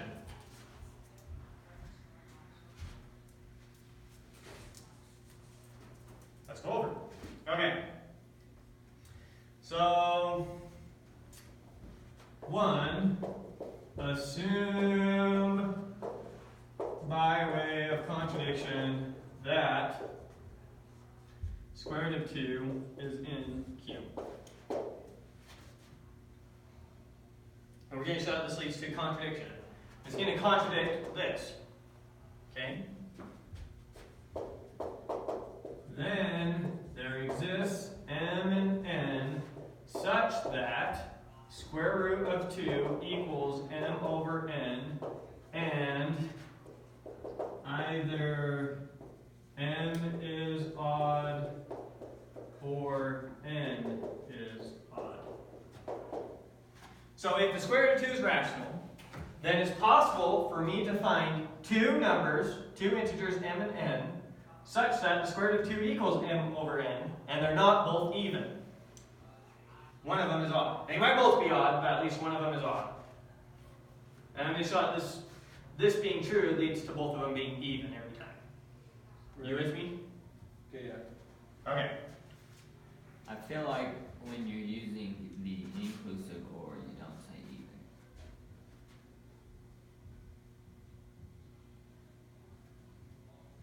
Does that make sense? Yeah. And m is odd or n is odd or both of them are odd is a possible case. But at least one of them is odd, right?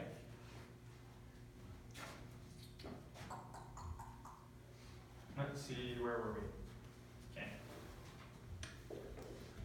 Since the square root of 2 equals m over n, then multiplying both sides of this by the same thing, 2 is equal to m squared over n squared. We multiplied it by 2. Multiply both sides by the square root of 2, which is also equal to m over n. Right? Yeah. What's the square root of 2 times the square root of 2? Yeah. 2. What's m over n times the square root of 2 when I write the square root of 2 as m over n? It just, M squared over n squared. right. As I can square both sides of an equation, it's the same thing as multiplying both sides of an equation by the same thing. Yeah. Right? You with me? Uh-huh. Okay. Which leads to 2n squared equals m squared.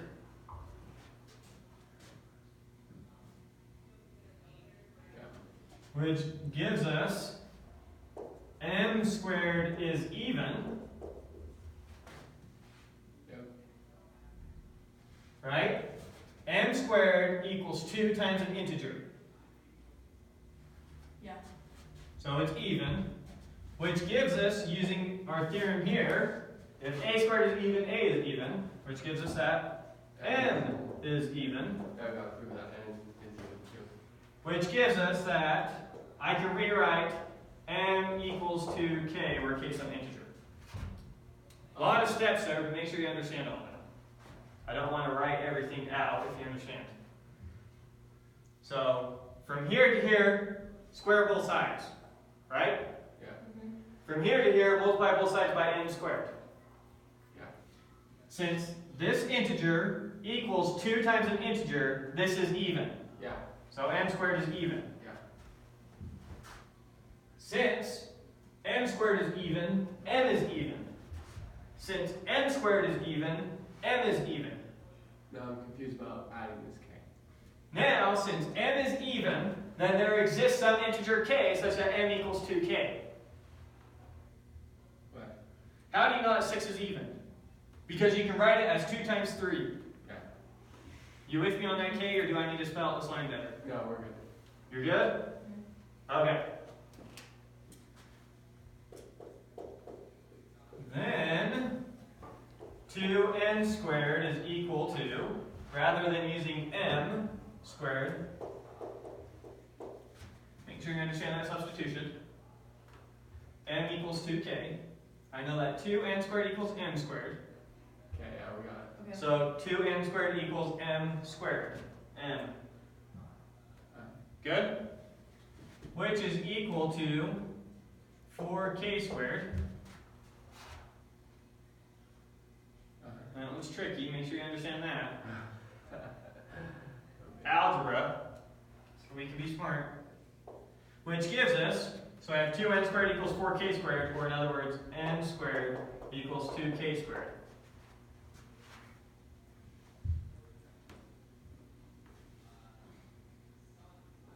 Right? I have this, 2n squared equals 4k squared, divide both sides by 2, n squared equals 2k squared. Yes. James, make the contradiction sound. Well, we gotta do one more line, Don't have the contradiction. which gives us that n squared is even, That works. right? Yeah.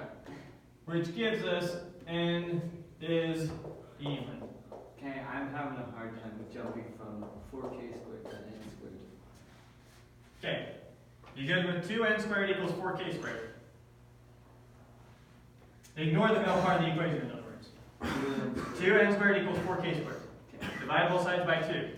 N squared equals 2k squared. Oh. Good? Now, n squared equals 2 times an integer. So n squared is Positive or even. even. So n squared is even. Using our theorem, n squared is even implies n is even. N squared is even, n is even. Oh, I guess we didn't mean to. Oops. What do you mean? Don't worry about it. Just make sure you understand this. That's more prove it. Yeah. Contradiction. We just really showed that both m and n are even.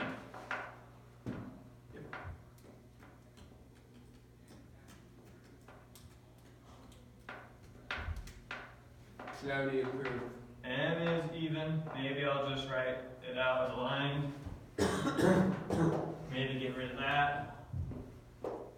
Therefore, both m and n are even. How are we going to prove that exercise? Good question. What is the first step? First step. The first step is to let x be a rational number. Maybe work with it from there. You prove that it's, you use contradiction to prove that it's irrational. Maybe. Alright. We'll worry about your homework later. I'm here after school if you need help. Good? With this, square root of 2 is irrational. And let's go over high level one more time. We're showing the square root of 2 cannot be expressed as a fraction. Assume by way of contradiction that the square root of 2 can be expressed as a fraction of integers. So if the square root of 2 can be expressed as a fraction of integers, then there exist two integers such that the square root of 2 can be expressed as that fraction of integers, and we can reduce them so that at least one of them is odd. Right? Yeah. Well, since square root of 2 equals m over n, we eventually get n is even. And since m is even, we eventually get n is even. So both m and n are even. Contradiction. Good? That's the basic proof. Is the square root of 2 even or odd? It's not an integer. It's not even a rational. Remember, even or odd only apply to integers. Good? Maybe we can extend the definitions to apply to some rationals, but we're not going to worry about that. All right. So now we got to get set up for our next axiom. For our next axiom, we need one more definition. And that's the definition of an upper bound.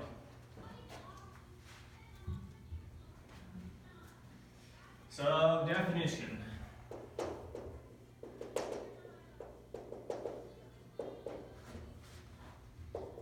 A non-empty set S is bounded from above, provided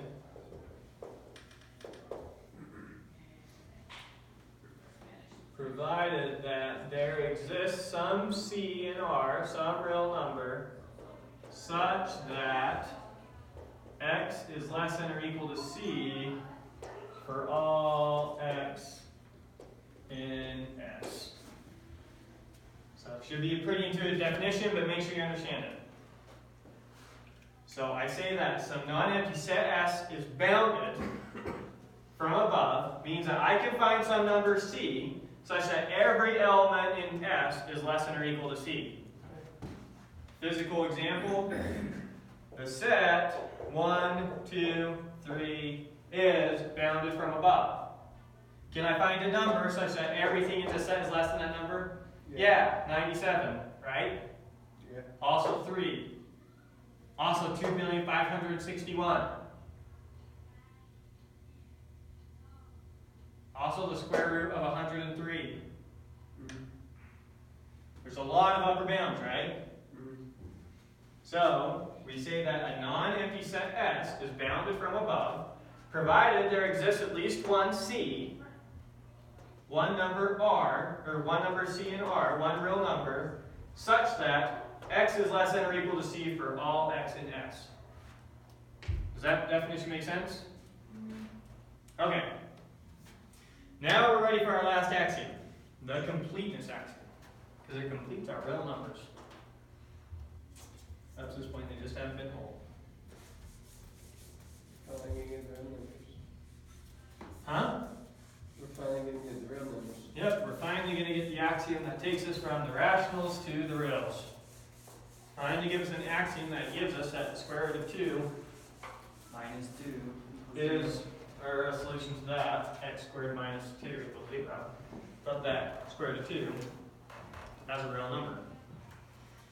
Alright, so our last axiom. You might remember this axiom from geometry.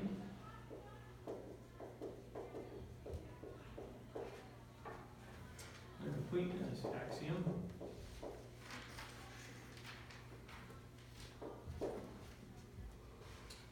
Do.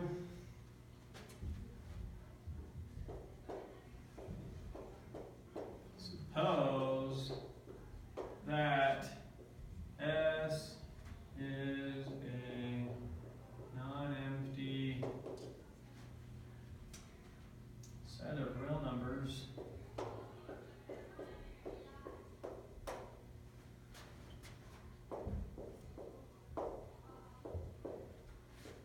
that is bounded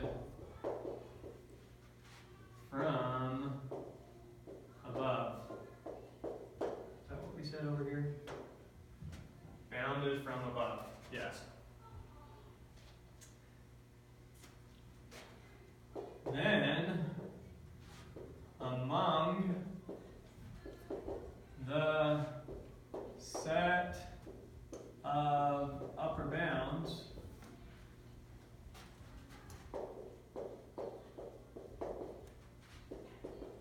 for S, there is a smallest or least upper bound.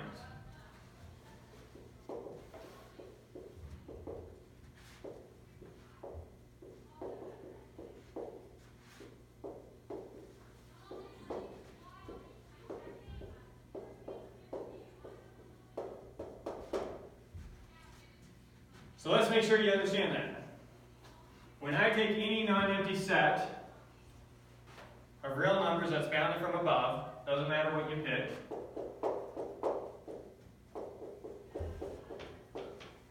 there's a non-empty set of real numbers bounded from above, right?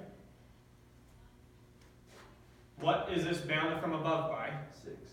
It's bounded from, let's make the set of all the things it's bounded from above by. 4 to infinity. 6, 4, 9, 4.1, and there's infinite elements in there, right? We're saying the set of upper bounds of this set has a least element. What is the least number? In other words, 4 is the smallest upper bound you can make for this set. So a set has a least upper bound. Smallest. It has an upper bound that's the smallest of all upper bounds. It has a least upper bound. Okay. Does that make sense? So the least upper bound of this set is 4. It's the smallest number you can find that's an upper bound for this set. We're assuming that every non-empty set that's bounded from above has a least upper bound. It's an assumption. It's not something we prove. It's an assumption. Okay. Now, we'll see how this gives us a lot of information, but let's first make sure we understand what exactly that's saying. Wouldn't it be a number just barely bigger than 4? No! 4 is an upper bound. Is 4 less than or equal to 4? Sorry. maybe you can't see that very well. Maybe that's my bad. Such that x is less than or equal to c. That's what we mean for c to be an upper bound. It's our definition of upper bound. Okay. So 4 is the smallest number that is an upper bound for this set. We're assuming every non-empty set has a least upper bound. You with me? Now, rather than saying least upper bound over and over again, we have a special word for that number. We call it the supremum. The supremum of this set is 4. And if we say that this set is equal to S, then the way we designate the supremum is sub S. That's the supremum of S is 4 in this case. Okay? Let's look at another one. Let's look at the interval 0 to 2. What? And we'll say that's equal to A. What is the supremum of A equal to? 2. Notice in this case 2's not in there. 4 was in here, 2's not in there. 2's. What is this shorthand for? Yep. Interval. That's shorthand for the set of all x such that 0 is less than x is less than 2. That's what we're saying A equals. What's the supremum of that? It's still 2. It's 2. Think about it. Is everything in the set less than 2? Yeah. Yeah. Okay, now pick a number slightly smaller than 2. It's in it. It's in it. It's on upper bound. Oh. You see it? Yeah, I did. So in this case, it was obvious what the supremum was. It was the max element. In this case, it might have been a little bit more tricky what the supremum is. So we assume, we don't prove, we assume that every non-empty set bounded from above has a supremum. Is this bounded from above? Yeah. 100. There, we found a bound. We just need to find a bound, and then we know the axiom holds. You good? When is there never not a bound? From above.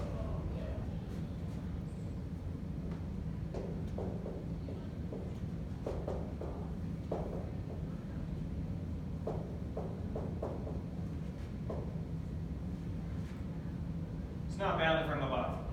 There is no number greater than every element in the set.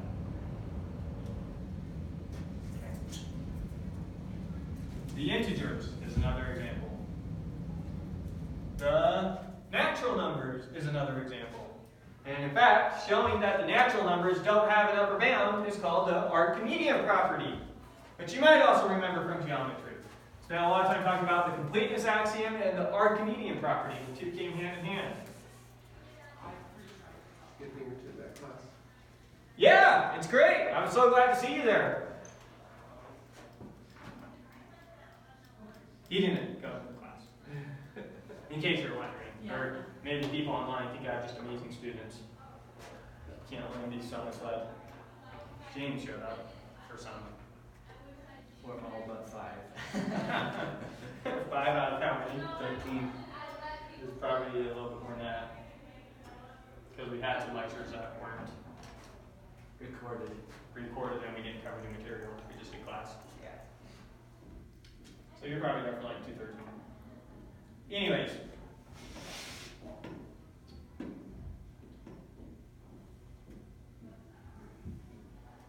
Oh, I didn't want to do that one yet. Oh, do we not prove the Archimedean property till the next section? Huh. Shoot.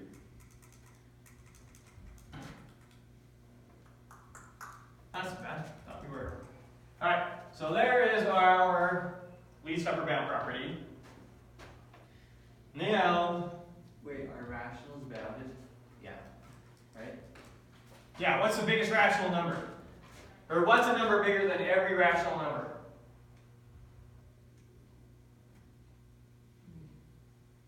Infinity? Infinity isn't a number. Wow. I said me. You? You're bigger than a rational? Are you a number?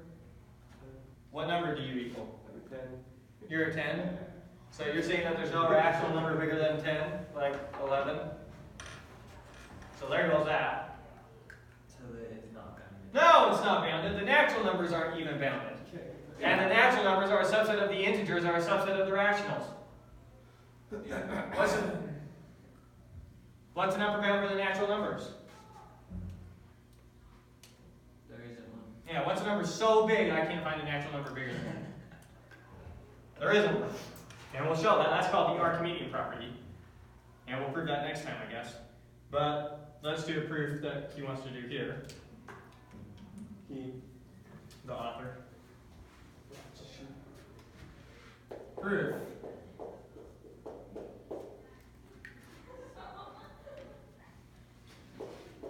Let C be a positive real number. Sometimes I'll use that for a positive real number. And since we're in the context of real numbers from here on out, basically, sometimes I'll just say let C greater than 0 to mean a positive real number. I still don't see how this actually proved that, or got us the definition of the real numbers. We're going over that right now. How it gives us irrationals. All right. To see how it gives us everything, you're not going to see in one class. Just so you know. Okay. So, let C be a positive real number. Then, there exists one and only one x in the positive real numbers such that x squared equals c. Okay? You understand what we're saying so far? Pick a positive real number. Then there's only one positive real number such that the product, such that x squared equals c. Maybe I should just say the variable names. In other words, we're not just showing that x squared equals 2. That there's not, we're not just saying that we can satisfy this. We're saying that we can satisfy for equals anything you pick here, then this has a solution.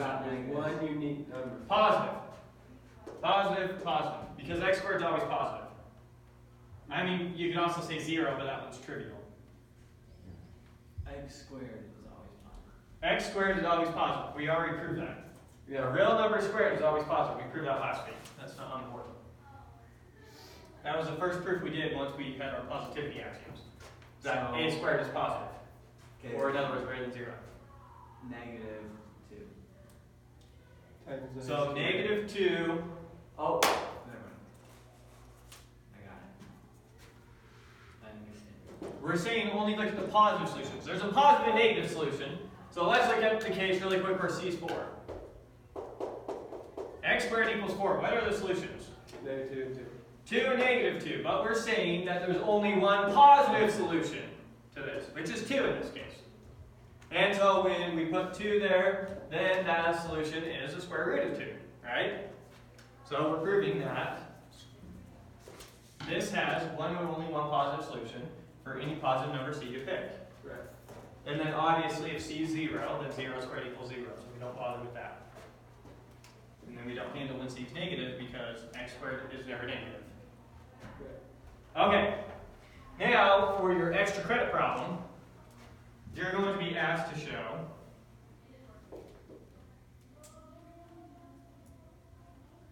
that there does exist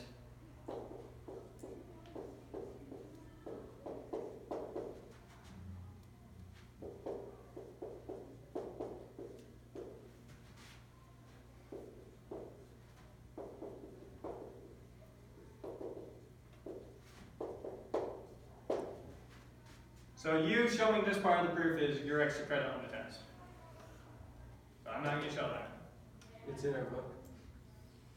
No, it's an exercise in your book, and it's an extra credit exercise.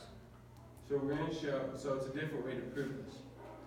I'm showing that there's one and only one. An exercise in the book guarantees me that there's at least one. And I'm going to continue to show that there's one and only one. You with me? Yeah. So this is your extra credit problem. To show that there is one. To show that there is at least one positive solution to this, And then I'm going to take it from there to show that there's one and only one positive The solution. book is going to show. And 17, no it doesn't. And 17 walks you through an outline of how to go about proving this part. So, it's an actual exercise. It's an actual exercise. Alright, so let's continue from there. 2. Assume, by way of contradiction, that there exists x prime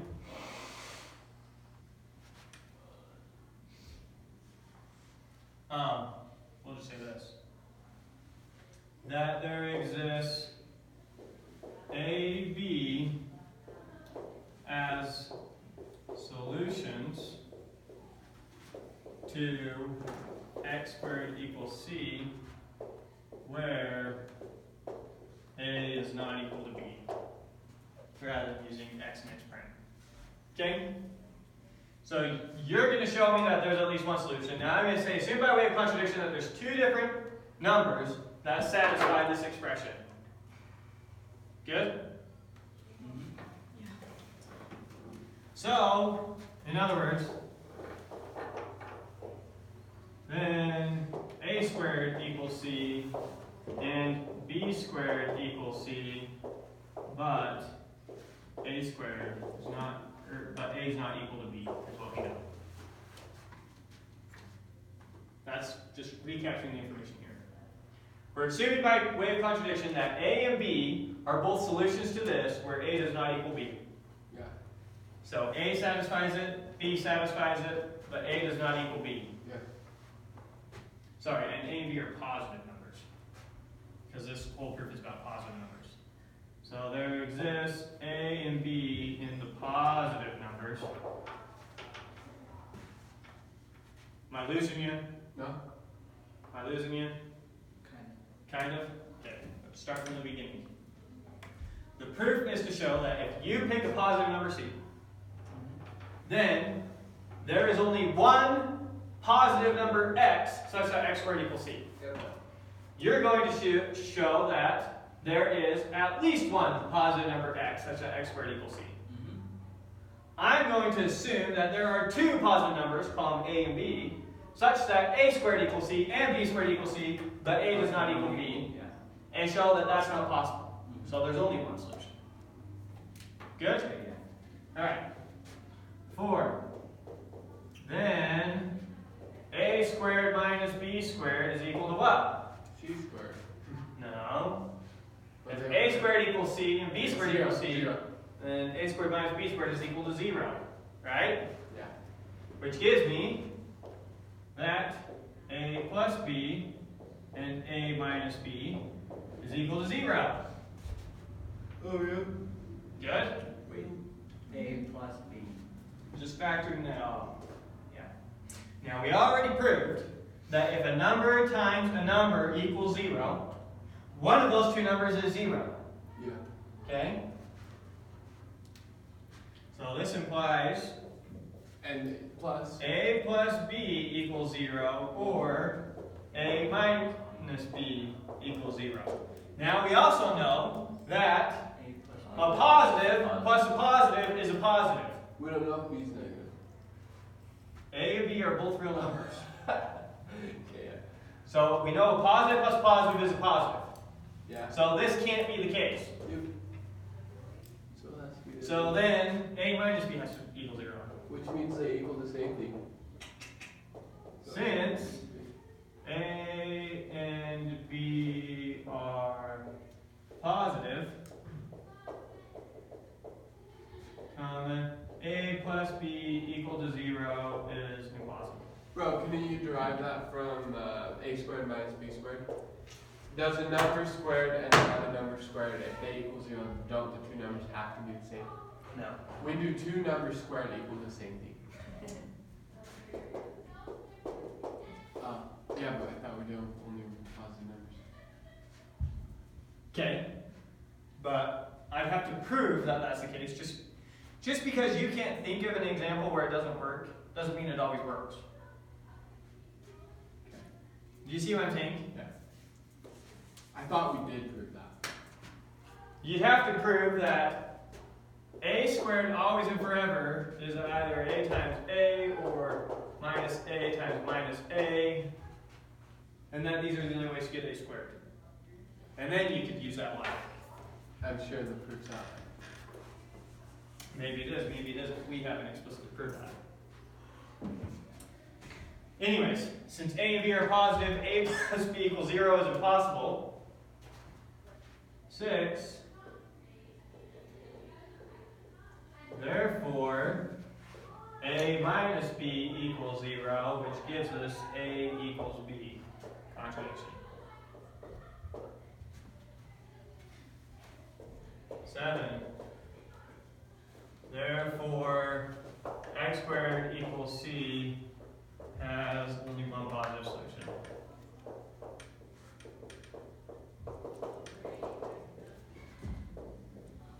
I feel like this one would have been easier to do than proving that it has one. Oh yeah, this is a lot easier than this one. There's a reason I made that an extra credit. I'll pick challenging problems for your extra credit every time. So if you want to go straight to the challenge, by all means do. The problem with proving being a challenge is if you're stuck and you don't know how to get out. That's true. If you're stuck, you're stuck. And there's no way out unless you cheat. Well, there is a way out. So for example, one of the most proof-heavy classes I did was called computation theory. And that was a very proofs-heavy class. A lot of times at night, I would try to do a super proof. I couldn't figure it out. So what I would do is I would write it on my whiteboard. And in the morning when I woke up, I'd see it first thing. And a lot of the times I just had an epiphany of something to try. And it worked. I don't know any of the psychology behind that or whatever goes into that. So that's what I did in that class. And it was surprisingly useful. But you're right. If you can't figure it out, you can't figure it out. What I also had to do when I was going to school is prioritize my homework. Because I can't, my brain's not always at a state where I can prove. I could always do like my calculus homework and my linear algebra homework. That's just plugging the formulas and calculating things. And if I'm really tired, I might make a negative mistake or something like that. But I could always do that. So I had to get my proof stuff out of the way while my brain was up to snuff. And then push off that stuff for later in the day when my brain was dead. And I had to prioritize my homework that way. So you might have to do a similar thing where you do this homework first, and then when your brain gets tired of That'll that, be the silver perhaps. move to. Plus, if you have it on your mind throughout the week. Yeah, sometimes random things will just occur to you. Like, I took an analytic geometry class from Brother Colley way back. Is that what you just picked up? No. I would love to teach an analytic geometry class. That'd be fun. Anyways, and one class we got stuck on a proof and we couldn't get past it. And then that weekend, the company I work for, busy visiting, went on a cruise. And I went on a cruise. And randomly on the cruise, I had an epiphany about how to do the proof. Call them. No, I didn't have any cell phone service. Waited till I got back, tried it out, and it worked. Maybe it worked. And I didn't even when I was out on a cruise. Isn't that like Einstein? Well, I don't know about that. You're talking about the guy in the back where he dropped the gold in the back. No. No, that's not what happened. And I'm thinking he's thinking new and then yeah. But no, No, I'm sure. wasn't he just sitting at his desk and then he finally figured out how to do? Talking about Einstein. Yeah. Einstein worked at a patent office, which was a tedious job, which gave him time to think about his math and his physics. So he intentionally had a tedious desk job where his mind could wander. So I wrote a lot of his scientific papers. So yeah, he wrote papers while he was working. But she be fired. Why? He did his job. Get paid by the hour. To write papers. That's Jay, it. go work at Villager Pyramid and you'll see how he didn't get fired. You have to just sit there and do nothing until something comes for you to do. Yeah. Can't mentally tire yourself out doing science, physics. Okay. So we did that. And then bounded from below and bounded are two more definitions, which are going to be almost exactly what you expect. What do you think bounded from below means? There's not a number that is lower in the set than, or there's not a number. There's a number lower. There exists some number C such that C is less than or equal to every element in the set. Right? Right.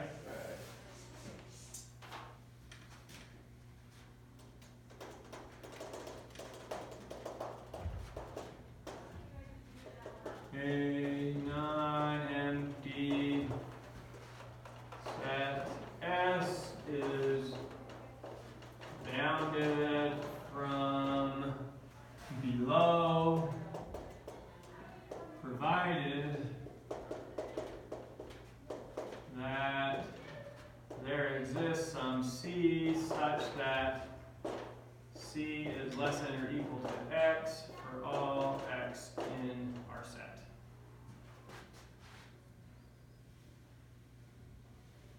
Good? Anything weird about that definition? Any notation throwing you off? No, we're good. Good. And then bounded in general means bounded from above and below. That's terrible.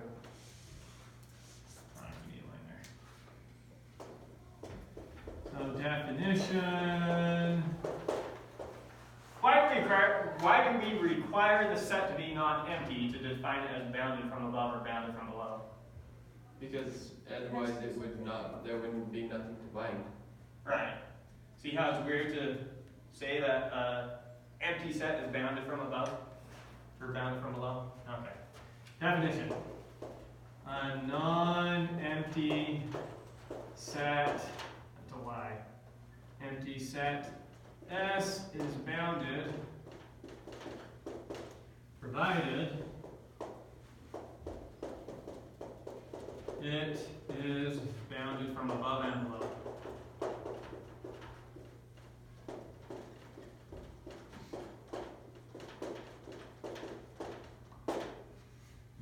Good?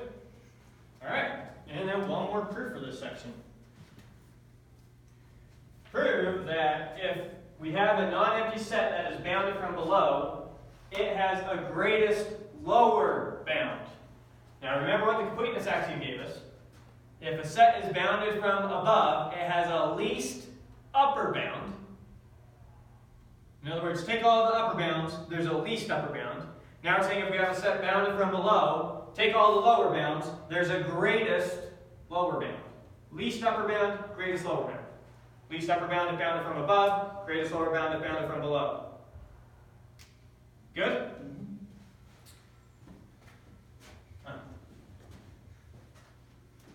Alright, so that's what we're proving.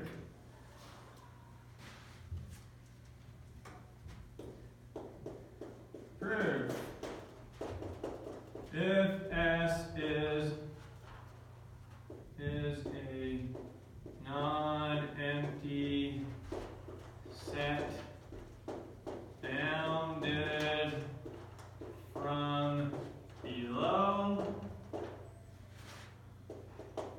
then S has a greatest lower bound. But that just seems true. Lower bound. And we also call that the infimum of S. So you have the inf of S is the greatest lower bound, and the sub of S is the least upper bound. Okay? You'll get used to these words. We'll use them so much that you'll get used to them. Supremum and infimum.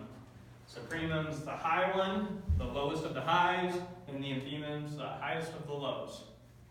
Okay? Would you rather be the lowest of the highs or the highest of the lows? Don't you always want to be better? Yeah, Or do if you you're always the want to be best. better relative to your society? Right, that's what I'm asking you guys. Better. Always. Better, better, better. I would probably choose better relative to society. What does that mean? Better relative to society. Jake would rather live in a Would you bad rather society be or a in 6 bad- surrounded by 5s or a 7 surrounded by 10s? Yeah. Oh. 7 surrounded by I could get more out of it. Continue. You could take more advantage of your society. Yeah. Ah. Wonderful.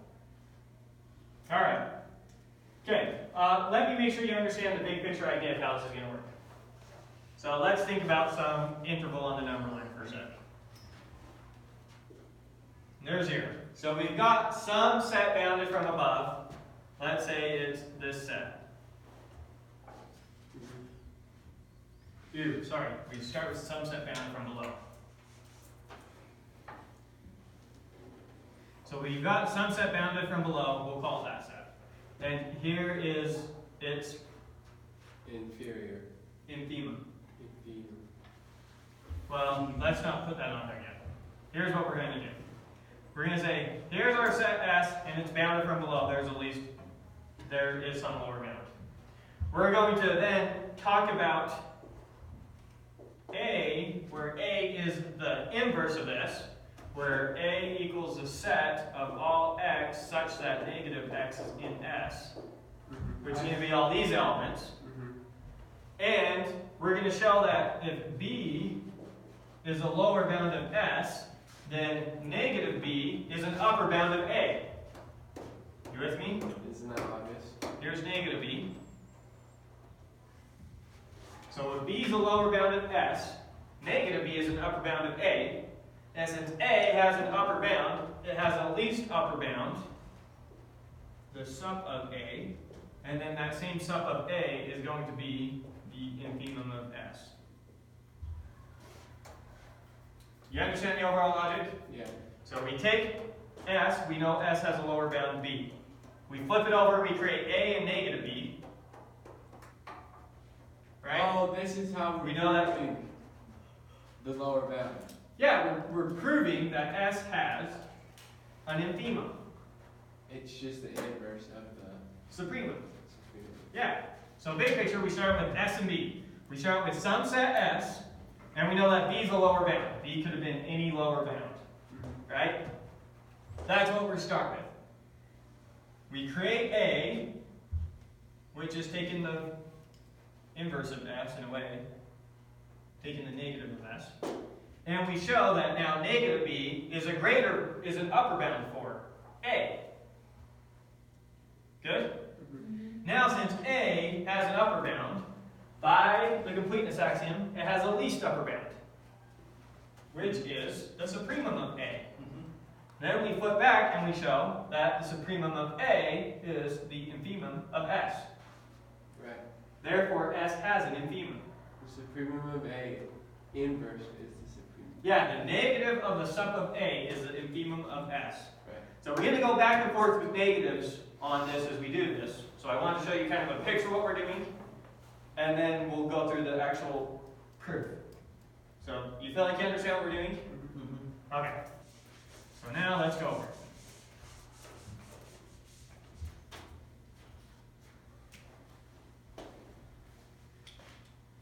One, 0, or 0 set, maybe I'll write this time.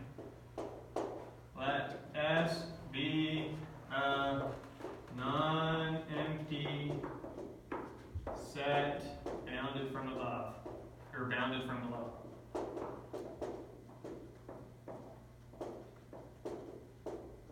Right?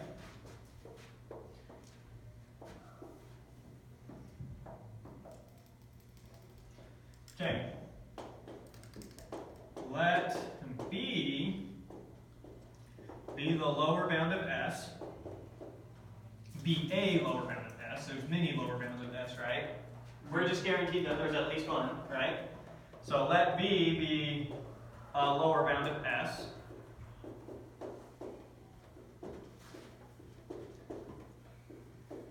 And let A equal the set of all x such that negative x is in S.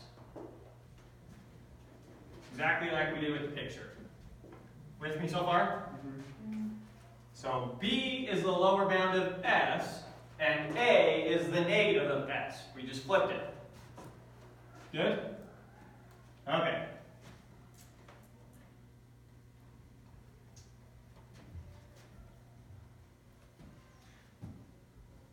Two, observe that since,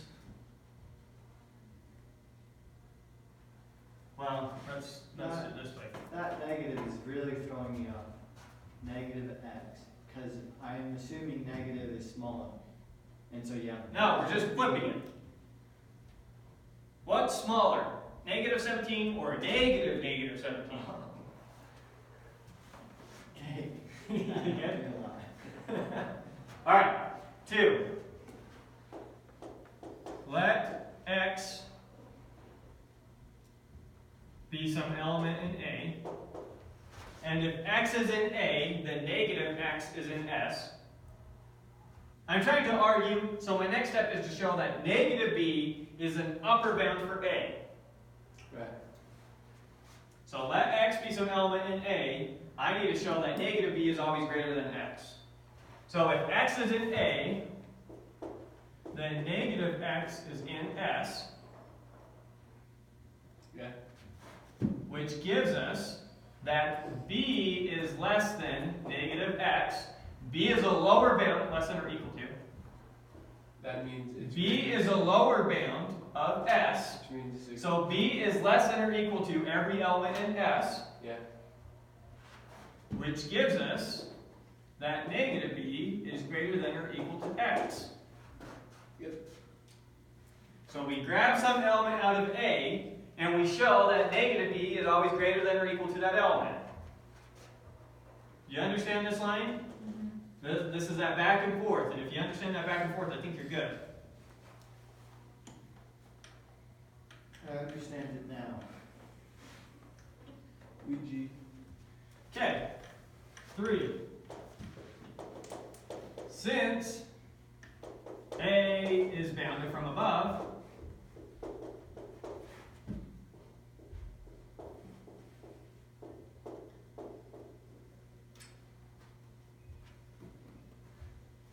S is also bounded from below. no, then it has a supremum. Yeah.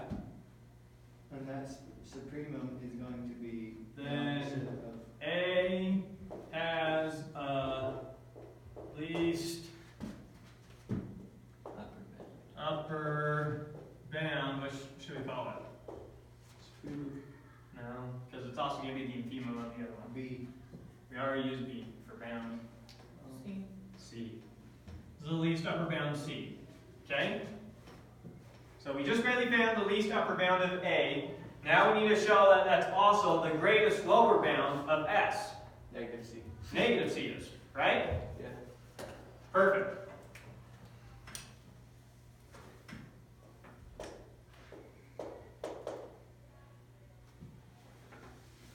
So, we'll use y this time. Let y in S. So if y is in S, negative y is in A, right? They're the flip of each other.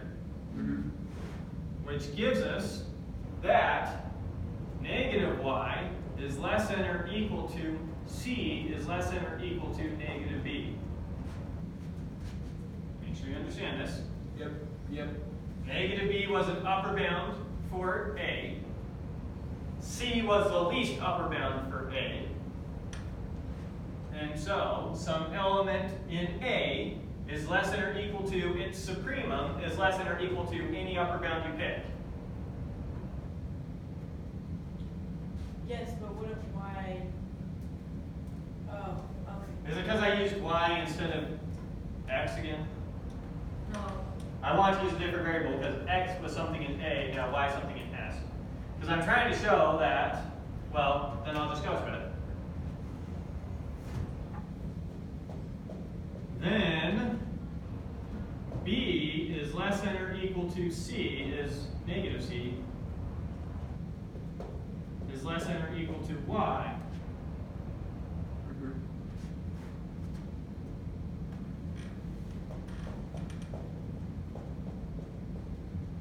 Therefore, negative C is the greatest lower bound.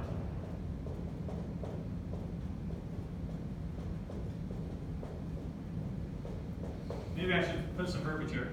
Then B is less than or equal to negative C is less than or equal to Y.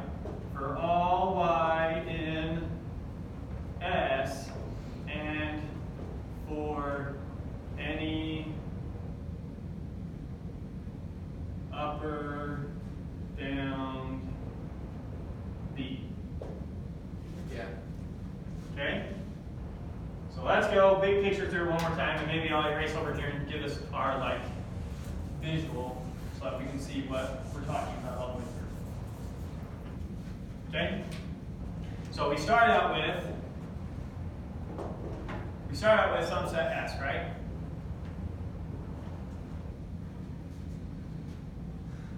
Zero. Let S be a non-empty set bounded from below. Let B be a lower bound of S. It's any lower bound of S, here's B. Okay? And let A be the set of all negatives of S. Here's A.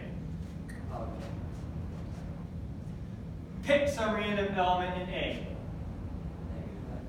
If we pick some random element x in A, then negative x is in S, right?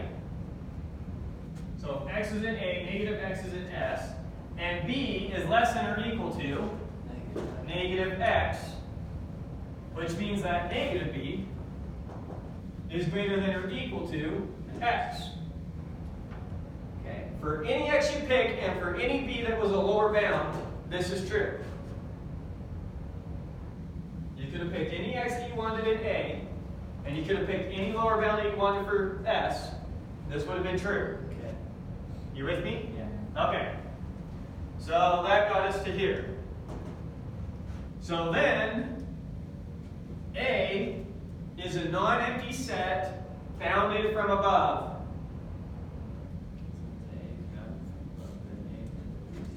Using the completeness axiom. Yeah. So then A has a least upper bound, C. Right? Yeah. Now pick some random element y in S. Could have been the same thing as negative x, could have been something different. Yeah. Alright? So if y is in S, negative y is in A, It's less than C, which is less than then negative y is in A, and negative y is less than or equal to C is less than or equal to negative B. Negative y is less than or equal to C is less than or equal to negative B. Right. Therefore, y is greater than or equal to C is greater than or equal to Negative B. C. Negative C, thank you. This is negative C. Y is greater than or equal to negative C is greater than or equal to B. I'm still confused. How do you use that? Or, I saw how you used S to find all the points in A, but now I'm confused on how you used A to find negative C. I'm confused how you used Y Okay, yeah, I think I see. to find negative C. I think I see where you're stuck. Like, I understand how you Get rid of found this, get rid negative of Y. this. So you're good up to there, right? Okay. What does it mean for, so if I say that negative C equals the infimum of S, what does that mean? That means that for all elements y in S, if for every element in S, C is less than or equal to that element, okay? And for any B where B is a lower bound, B is less than or equal to C, Okay. then C, sorry, negative C. Then negative C is the infimum. That's what it means. Okay.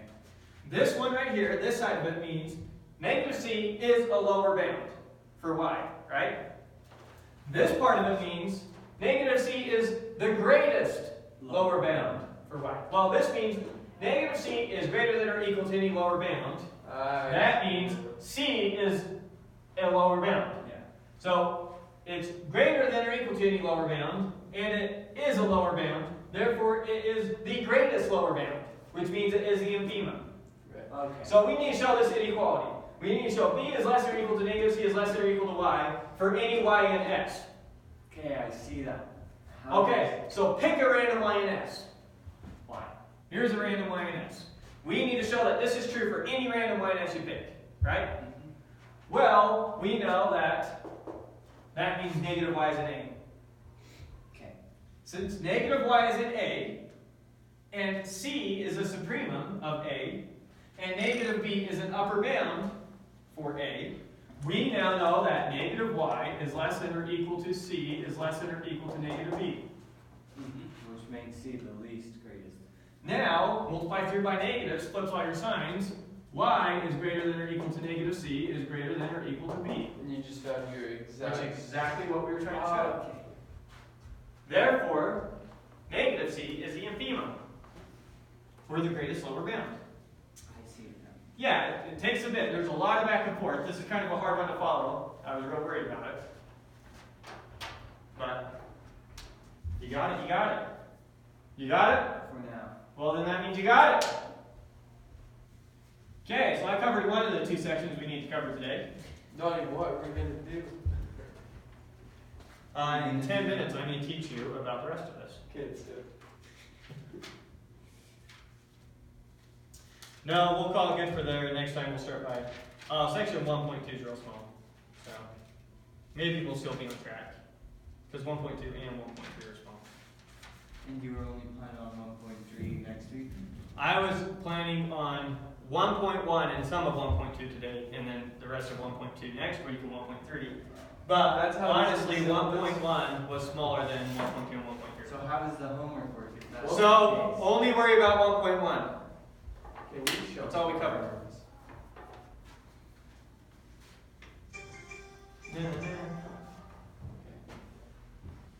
So, We're done with that. You want to stop the recording? Is your homework listed on your syllabus? Yeah. Do you not have a syllabus? I can email you one. Yeah, that works. Okay. I'll just email